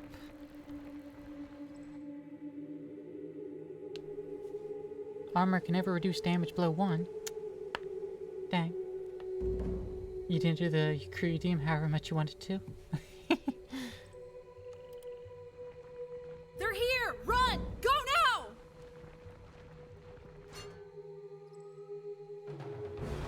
now! Okay.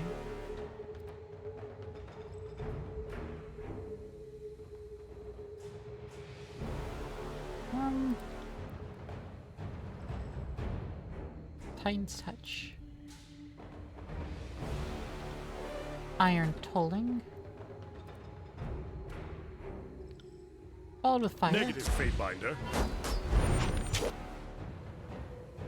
Negative. Did you fail? Did you use magic?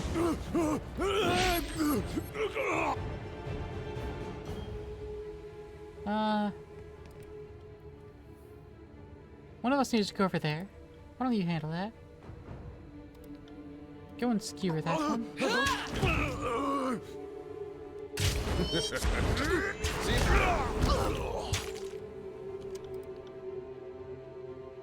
I don't think so.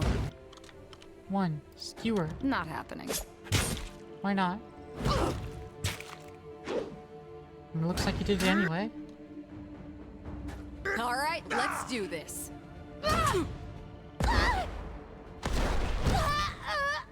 There we go.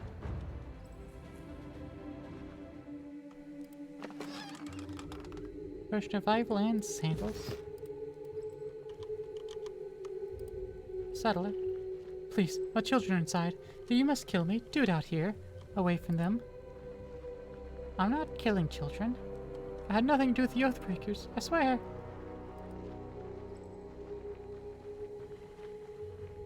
You hear muffled voices and fearful exclamations coming from inside.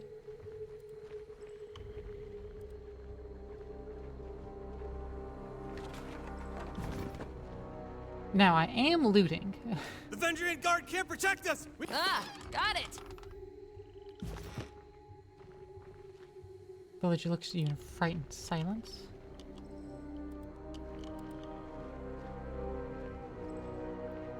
Let's create some dragged from nearby home.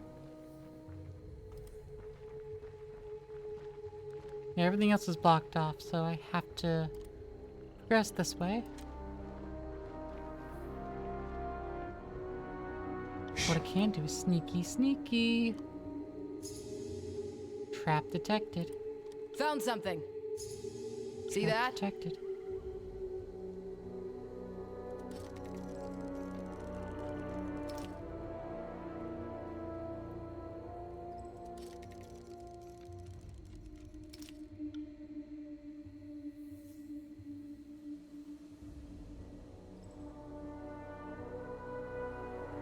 You go there, you go there.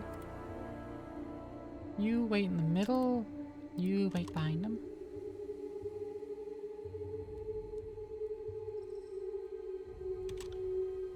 Okay, before you are revealed, let's go ahead and... yeah. Skewer that one.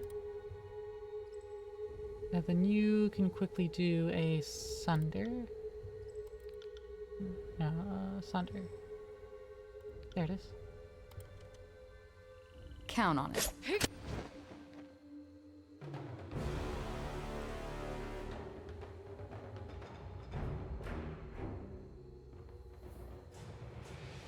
And you can Clash of Iron that one. And you can start throwing pills that way. You afraid of death, worm?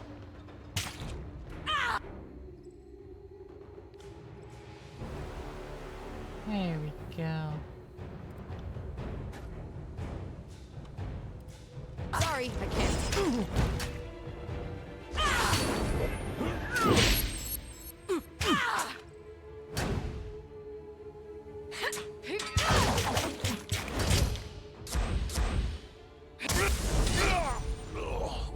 Huzzah! Will. Ooh, hidden stash. I'm not being old and lazy. I genuinely can't move.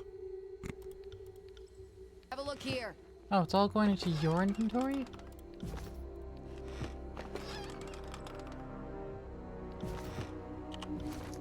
Well, let's fix that. I don't want you to have all this crap. Goes in the party stash.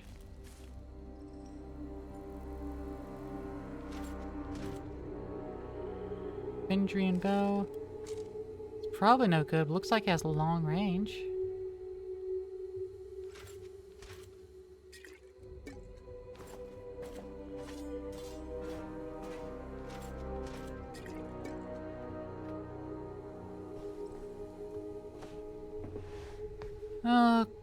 Okay. Anything new and cool to look at?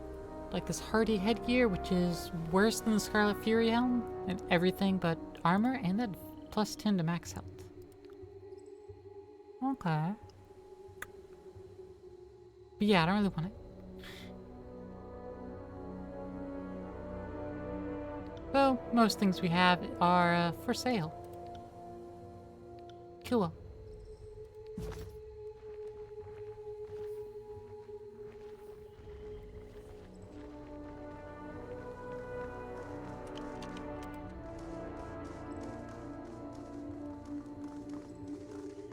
Once village, take it. Good luck during the flood season.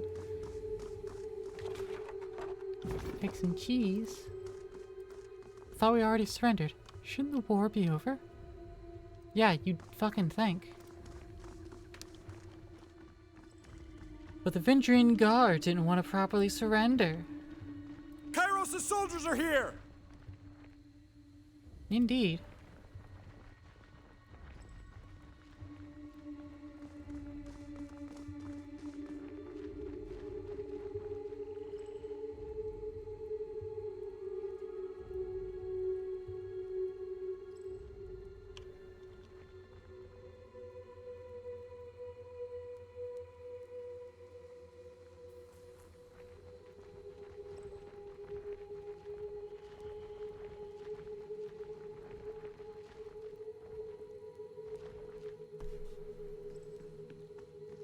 Ooh.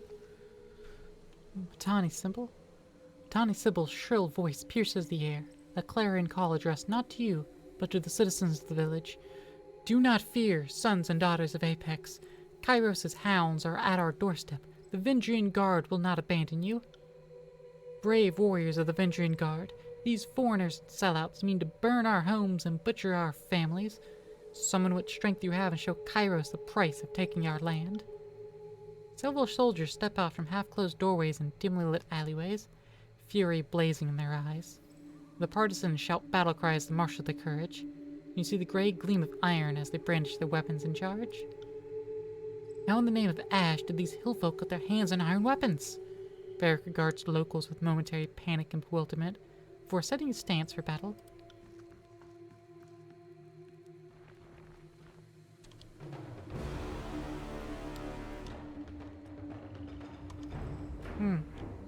Well.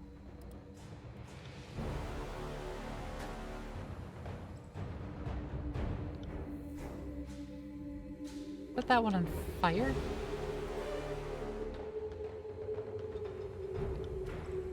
One thrust your weapon at them. And go strike iron. You got it.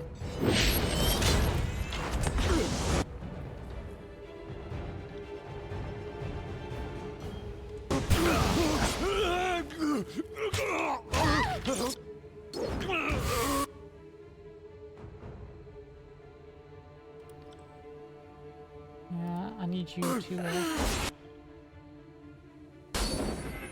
occupy the mage this time. Keep them distracted.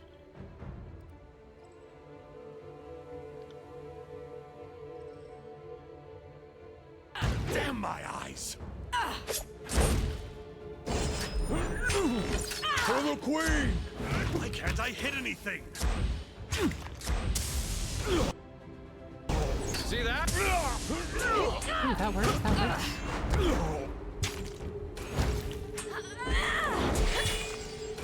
Right. Thrust.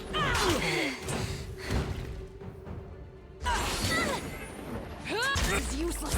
I should try something else. And auto battle. Pity you won't enjoy this as much as I do. And gift. On it. Take the iron heater shield. Open this box up. It's not mine. Damn, Northerners, you just take what you want, don't you? Can't do that.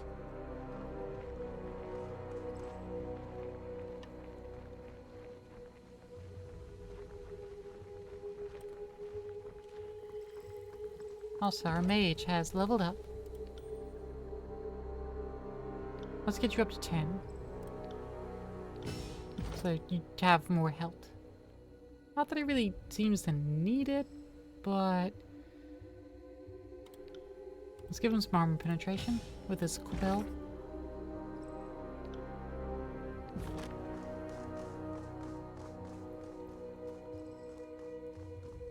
And then we gotta fight against Sybil. They're here, weapons up, and remember those no longer with us. Honor them with your courage and prowess. Captain turns to face you as you approach. Fatebinder, we are proper warriors, are we not? This battle should remain between those of us who specialize in dealing death. Let the villagers go. They do not ask for this conflict. I'm not here for slaughter. I prefer to talk. Really, The trail of my dead friends says otherwise. What is there to say, Fatebinder? Unless it's sorry for all the murders, followed by a big swig of hemlock, it's too late for words to solve anything. The captain looks at you expectantly. Her soldiers stand ready, and muffled cries and sobs of villagers fill the air. Kairos ultimately brings order. Why resist unity and prosperity? Or, this insurrection is doomed to failure. Why throw away your lives? Or, my goal is to gain your surrender without bloodshed. Yeah, that really is it. That is a commendable notion, but a tragically simple one at that. If any here could stomach life in the chorus, or submission to a disfavored work camp, that person already surrendered years back. The folk standing before you are the ones serious about our freedom. Besides, we're already reneged on a surrender. I know any deal you've come to offer is just a trap, as the Archon's pride demands that they bury us. So sorry, but we've been at this too long. Death or glory, no third option. Why resist unity and prosperity? Like the unity between the disfavored and the Scarlet Chorus? She throws back her head, issuing a dramatic laugh. That's not the sort of peace we want. Besides, peace is overrated. Peace means tolerating the evil in your neighbor. It is a cowardly dream for those with simplistic notions of the world. But I concede half your point. A thought dawns across her face with a smile. The Vendrian Guard was once simply the army of Apex, but now we have volunteers from all the realms joining our cause. So you are correct about bringing unity. The insurrection is doomed to failure. Why throw away your lives? We have demonstrated that a once vanquished people can rise from the dust and blood of the Archons. If the objective is to send a message to others in the tiers, then this has been a resounding success.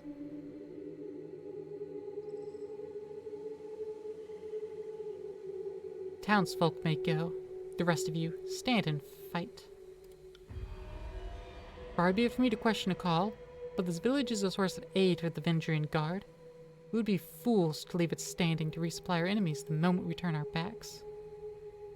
Barrack gains some fear of me. Interesting. Fair point. The villagers are guilty as well. All will surrender or perish. I believe Kairos would wish us to show mercy to the villagers. Strange. I thought I was the one doing talking here.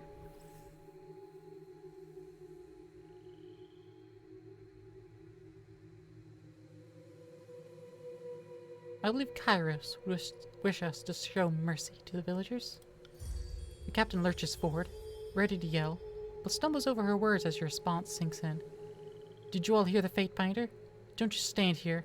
Run like the Scourge are chasing you. Guardsmen, stay behind. That moment you've been training for is about to come. Do?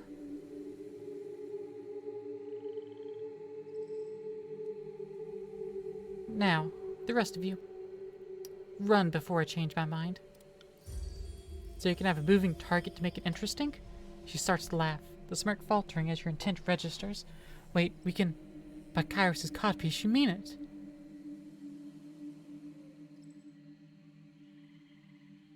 Second thought... Don't make me repeat myself. I will repay this. She nods to you, then turns to her crew, signaling for all to flee. The guardsmen and villagers scatter northward. We're at level 2 favor with the guard.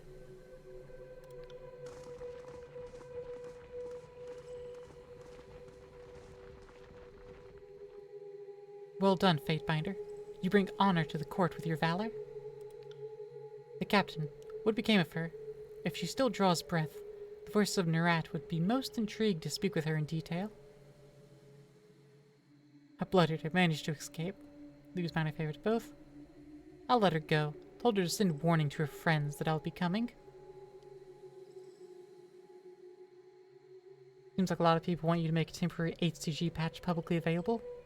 We'll make it available public if you get approval from the mod makers. Good point. And the level 2 favor might come in handy.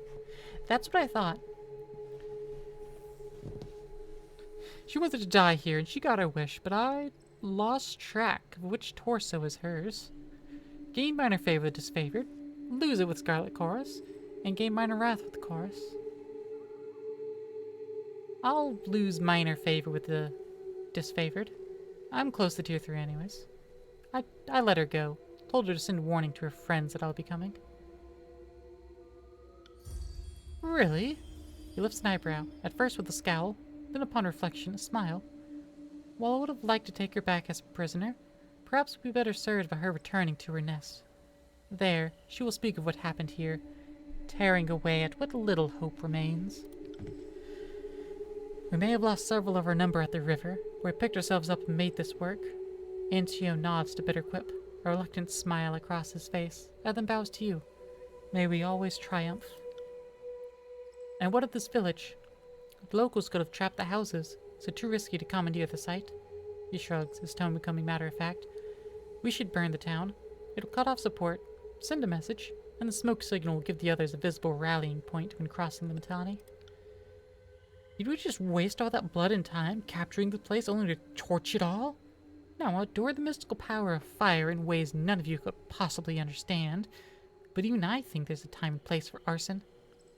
Fatefinder, kindly tell Antio he's free to burn his half of the village. The Scarlet Chorus would like to keep our half of the spoils, not smoke it. If there are any villagers, allow them to run. Then you may raise the settlement.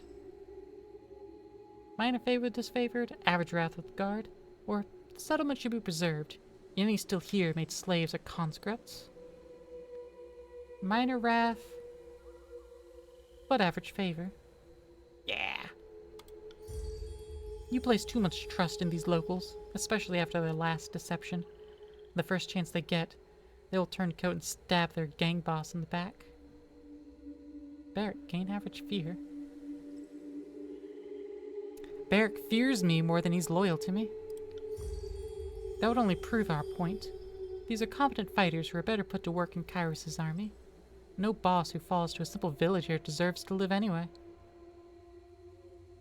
Almost tier 4 with verse. Kairos' edict looms overhead. Have we nothing better to do with our time? The disfavored warrior shakes his head in a huff and turns to his squad. Hear that? The chorus just made this town their headache. Now start rounding up a gear. There's lots to do before we rest. A sensible decision, dear Fatebinder. If we hold the disfavored's pogrom of raised soil, what will remain for us to rule? Bitterquip claps his hands, raising his voice to address his gangs. Seize this place! Search the homes. Take all that you can carry. Give each survivor a chance at the Voice's mercy, but to the ungrateful, be brutal. Fatebinder, you've helped enough. The Iron Marshal sent word that the Archons are meeting at the disfavored camp, and your presence is requested. You should make haste back to camp. We'll take it from here. Right.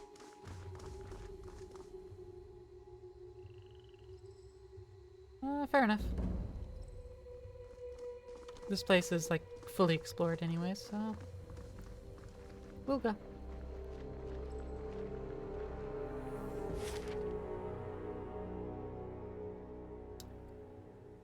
Which camp was it?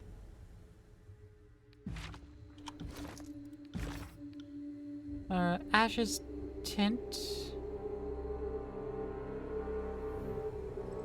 That was back at the disfavored camp.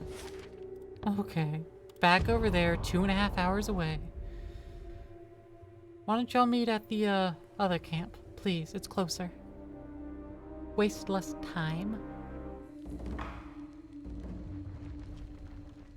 Especially now that we crossed the Mittani. Set up your camps on the other side.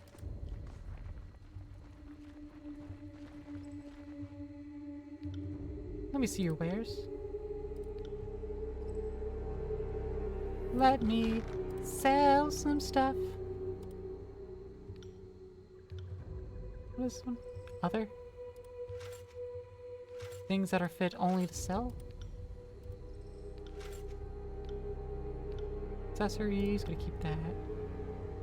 Vagrant's Chaw, plus 20 athletics, 50% healing, 4 vitality. Yeah, that's pretty good. Rot Spear, I'll just get rid of that. Waking Death, I'll get rid of that. Potion of Revival. Revive, 1 wound removed, plus 35% health. I'll keep that around. Toxin, I'm not gonna care about those. Cheese.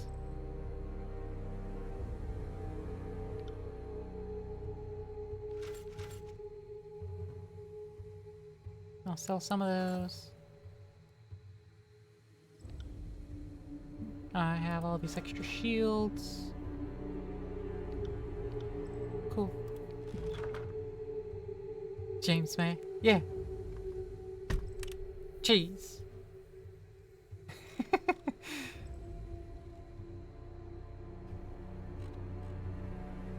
Do not doubt my knowledge.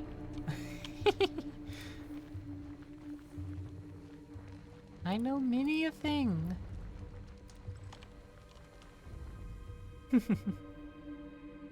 And yes, I'll check the missive in a moment. Right now, in fact. May the edict claim your worthless life. We are not completely without our senses. We knew Kairos would issue an edict on our valley. Perhaps the Overlord has a sick sense of humor, but I can assure I laughed when I learned the death sentence doomed the Oathbreaker and Puppet equally. I had such low expectations for the servant of the so-called Archon of Justice. Tunon seems little more than a passive stooge that sits on a throne to legitimize the carnage and plunder of the other Archons. The face of prosperity lets Kairos claim one thing while being another. I would have hoped you actually did serve justice. The notion, not the Archon. But your actions have said otherwise. At least I could thank you for proving my cynicism entirely warranted. If you survive this upcoming slaughter, bear witness that I, Tarkus Ari of the Vendrian Guard, do take responsibility for the actions of my crew. Should my warriors come before the court's axe, tell Tunon they were starving, desperate, and easily manipulated into a struggle that was mine, not theirs. Sell this lie as well as you would sell the lies of the Overlord. I can't respond to it, but also I'm almost at tier 3. In tier 2, you would think you would speak better of me. You don't give these Oathbreakers enough credit. Even beasts can begin to see the patterns in your simpleton strategies. If there's any pattern to my strategies, it's one of relentless victory. We love the inverted meme where Cheese slams a piece of James May and cutting board says, James May. How many of your That's good. conscripts have family bonds to the Vendrian Guard? It is decided. The disfavored will take the vanguard of the assault. It is the only way to assure success before the edict comes to pass. Graven Ash's roar pulses eardrums, his face reddening as he yells. Oh, you're so young. We can forgive you for being stupid. Without your Archon of Stone to bring down those walls, you're out of your element. Only the chorus has the numbers required to swarm the walls from all sides. We will lead the vanguard of this battle. The best the chorus could accomplish would be leaving a ramp-shaped pile of corpses propped up against the walls for my warriors to use. Their fortifications are not a concern. Even understaffed, my Earthshakers could breach the masonry in short order. Another brilliant idea. Cairn's cult is, we're sure, every bit as trustworthy and sane as the late Archon of Stone himself. You did notice the spire at the center of the citadel? Hard to miss it, being only the tallest thing on the horizon and such. Certainly your Earth mages won't do anything stupid like, say, breaking the spire's foundation? What could possibly go wrong? The voices in your head lazily twirls his scepter. You hear the voices in your head. We love saying that name, Cairn, just to watch him squirm. Graven Ash had so much hair back before he met us. I trust them more than I trust your circus of rapists, sellswords, and turncoat tearsmen. The Archon Ash turns his head and, upon seeing you in the tent, relaxes his posture. Tunon's Fatebinder has arrived. The war tent falls silent, and all eyes turn to you, expectantly. Our operations in Equical Crossing and Tripnettle Wilderness was successful. Why aren't you two marching towards Ascension Hall? Our missions in Equical Crossing, Tripnettle Wilderness was successful, with little help from the disfavored, despite the constant ineptitude of the chorus. Done bickering? Us? Never! How else will we keep each other at the top of our crafts? The Archon of War lets out a long sigh as he rubs his forehead in irritation. Why aren't you two marching? Nothing would please us more than to be done with this wretched valley. Perhaps if we had more support from the disfavored, and from the court. Now that we are all assembled, I want reports. The Scarlet Chorus was going to resolve the Oathbreaker presence in the Outer Valley. What became of that? Yes, what did become of that? We should know already, yet we do not. If we are not mistaken, the Fatebinder played a pivotal role in this operation. Fifth Eye, shed light on this baffling question. I really like the voices of Nerat. The Oathbreaker raiders were broken, and most importantly, the captain was taken, and he has told us. The Archon of Secrets grips his helmet as chittering percussion of whispers pour forth. Nothing. Curse you, motherless fucks! What have you brought but fire and suffering? Voices of Nerat slaps the forehead portion of his mask, and for a moment, the emerald flames within his robes dim. Oh, suffering doesn't really capture the nuance of what we've done. Apologies. We've been savoring this one's defiance. We know much of their inner workings, their desperate allies, their foolish hopes. This is our battle to lose. Why I am on equal footing with Kairos' clown, I will never understand. So, Fatebinder, you would deem this mission successful? Pelox Florian was a boastful leader from an influential family. His recruitment would demoralize the enemy. I was renowned for his skill at arms. It would have been better to best him at battle. Send a stronger message. No, I can't see the thing there. He was a boastful leader from an influential family. Iron Marshal, I understand we've established a foothold across the Mittani. Report. Securing the Mittani was a gruesome affair. An agent of the School of Tide still lives, and the river was turned against us. Despite our losses, the day ended in success at Equikal Crossing, though victory came at great cost. When it came time to secure the nearby Equikal village, there was a distressing discovery. The villagers had been stashing iron weaponry, no doubt stolen from our supply lines. Commander Antio wished to burn the village, but the chorus disagreed, and the Fatebinder backed their claim. Aimed minor wrath with Graven Ash himself.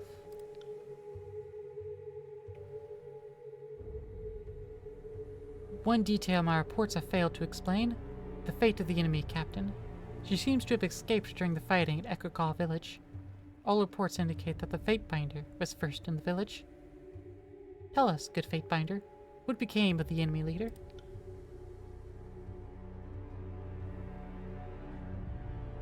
I'll let her go. You did what? Kairos' Day of Swords approaches, and our allies in the disfavored and the court refuse to work with us. There is clearly only one reason for this. Graven Ash and Tunon have allied against us. You conspire to rob us of our deserved glory. Emerald-colored trails appear in the air as the Archon madly swings his scepter, gesticulating with growing rage. We see how it really is. You're all against us. Conspiracy? You're the one that's acted the fool this whole time. Acted the fool? We've assembled tens of thousands of new disciples to our overlord. We may not act as severe and imperious as Graven Ash, but his job is merely to break things. The Scarlet Chorus has the much more difficult task of uniting these Tearsmen to Kairos. How dare you belittle our work? Then the impasse is clear. We both wish for the honor of leading this final assault on the Vendrian Guard. Since Tunon is not here to select the rightful bearer of this honor, we must turn to the Archon's proxy. With whom do you stand? The voice of Nerat's mask tilts sideways as he lurches forward, wagging his scepter at you. Now is not the time for compromise. One of us will have the honor of completing this glorious conquest. We know you will choose wisely. I can gain minor wrath and lose average favor with both of them, telling them they will march together or not at all. Or, major favor and very major favor and very major wrath for one or the other.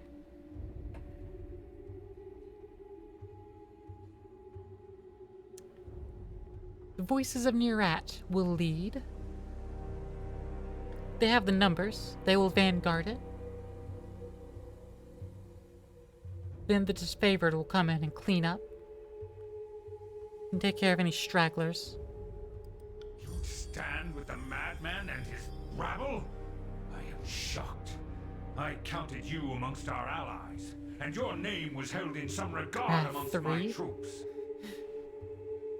Sparks dancing around the Archon's iron regalia as Graven Ash fumes. So be it. I will add another name to our record of hate. Out of respect for the Blue Flag troops, I won't have you slain where you stand. If you leave my camp and don't look back. A wise choice. The Scarlet Chorus will be honored to silence the last of the Vendrian Guard insult. Graven Ash, we hereby order you to stand down and remain here at camp until we have secured the Citadel. If the chorus leads the charge, they will fail. I will not sit idly by while the edict claims my legion. The disfavored will carve a path to the Citadel on our own, if that's what it takes. They probably won't work together ever again. I was tempted to say they march together, but so be it.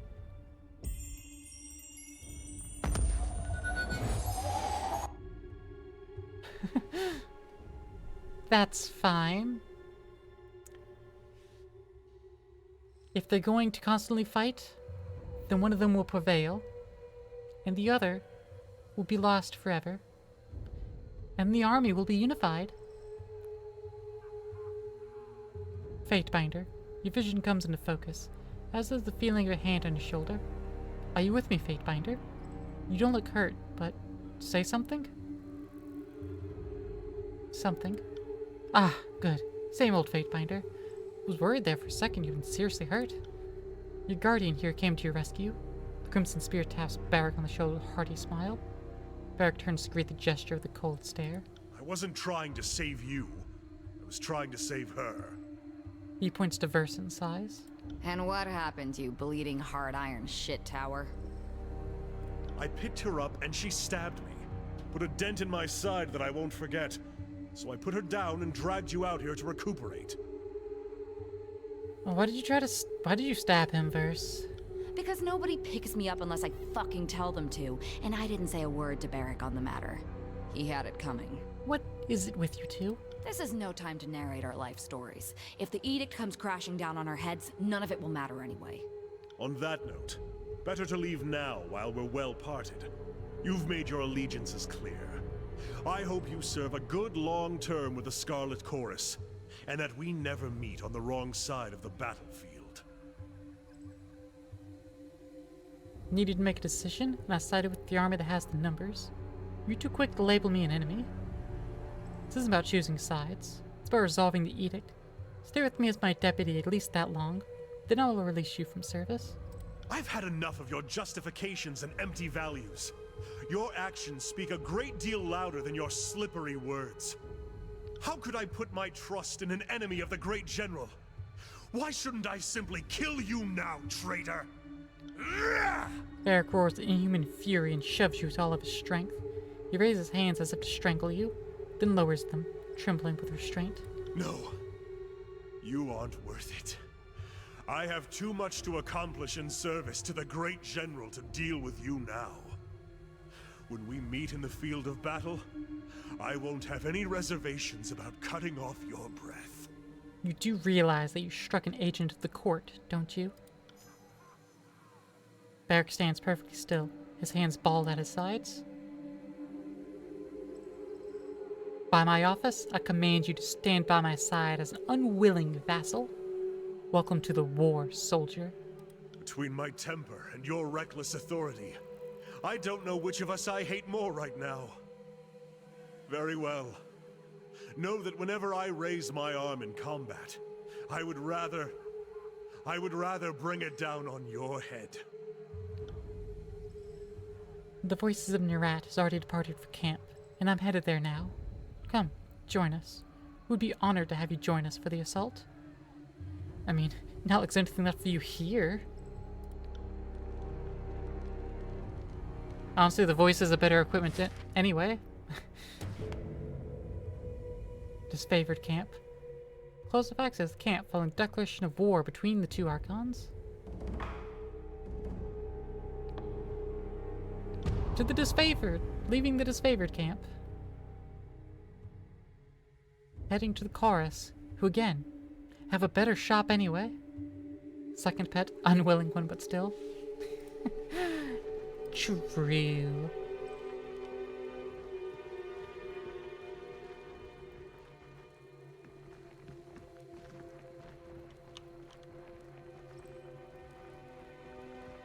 Mariah Kell. Oh, no, okay. Death Knell. Fatebinder. Oh, it's a wonder of wonders. What I ask. Military life treated you. I eat what I want, shit where I want, kill who I want. Sometimes I even combine pleasures. My enthusiasm for the work brought me here. A decorated Scarlet Fury veteran, But I'm looking for advancement.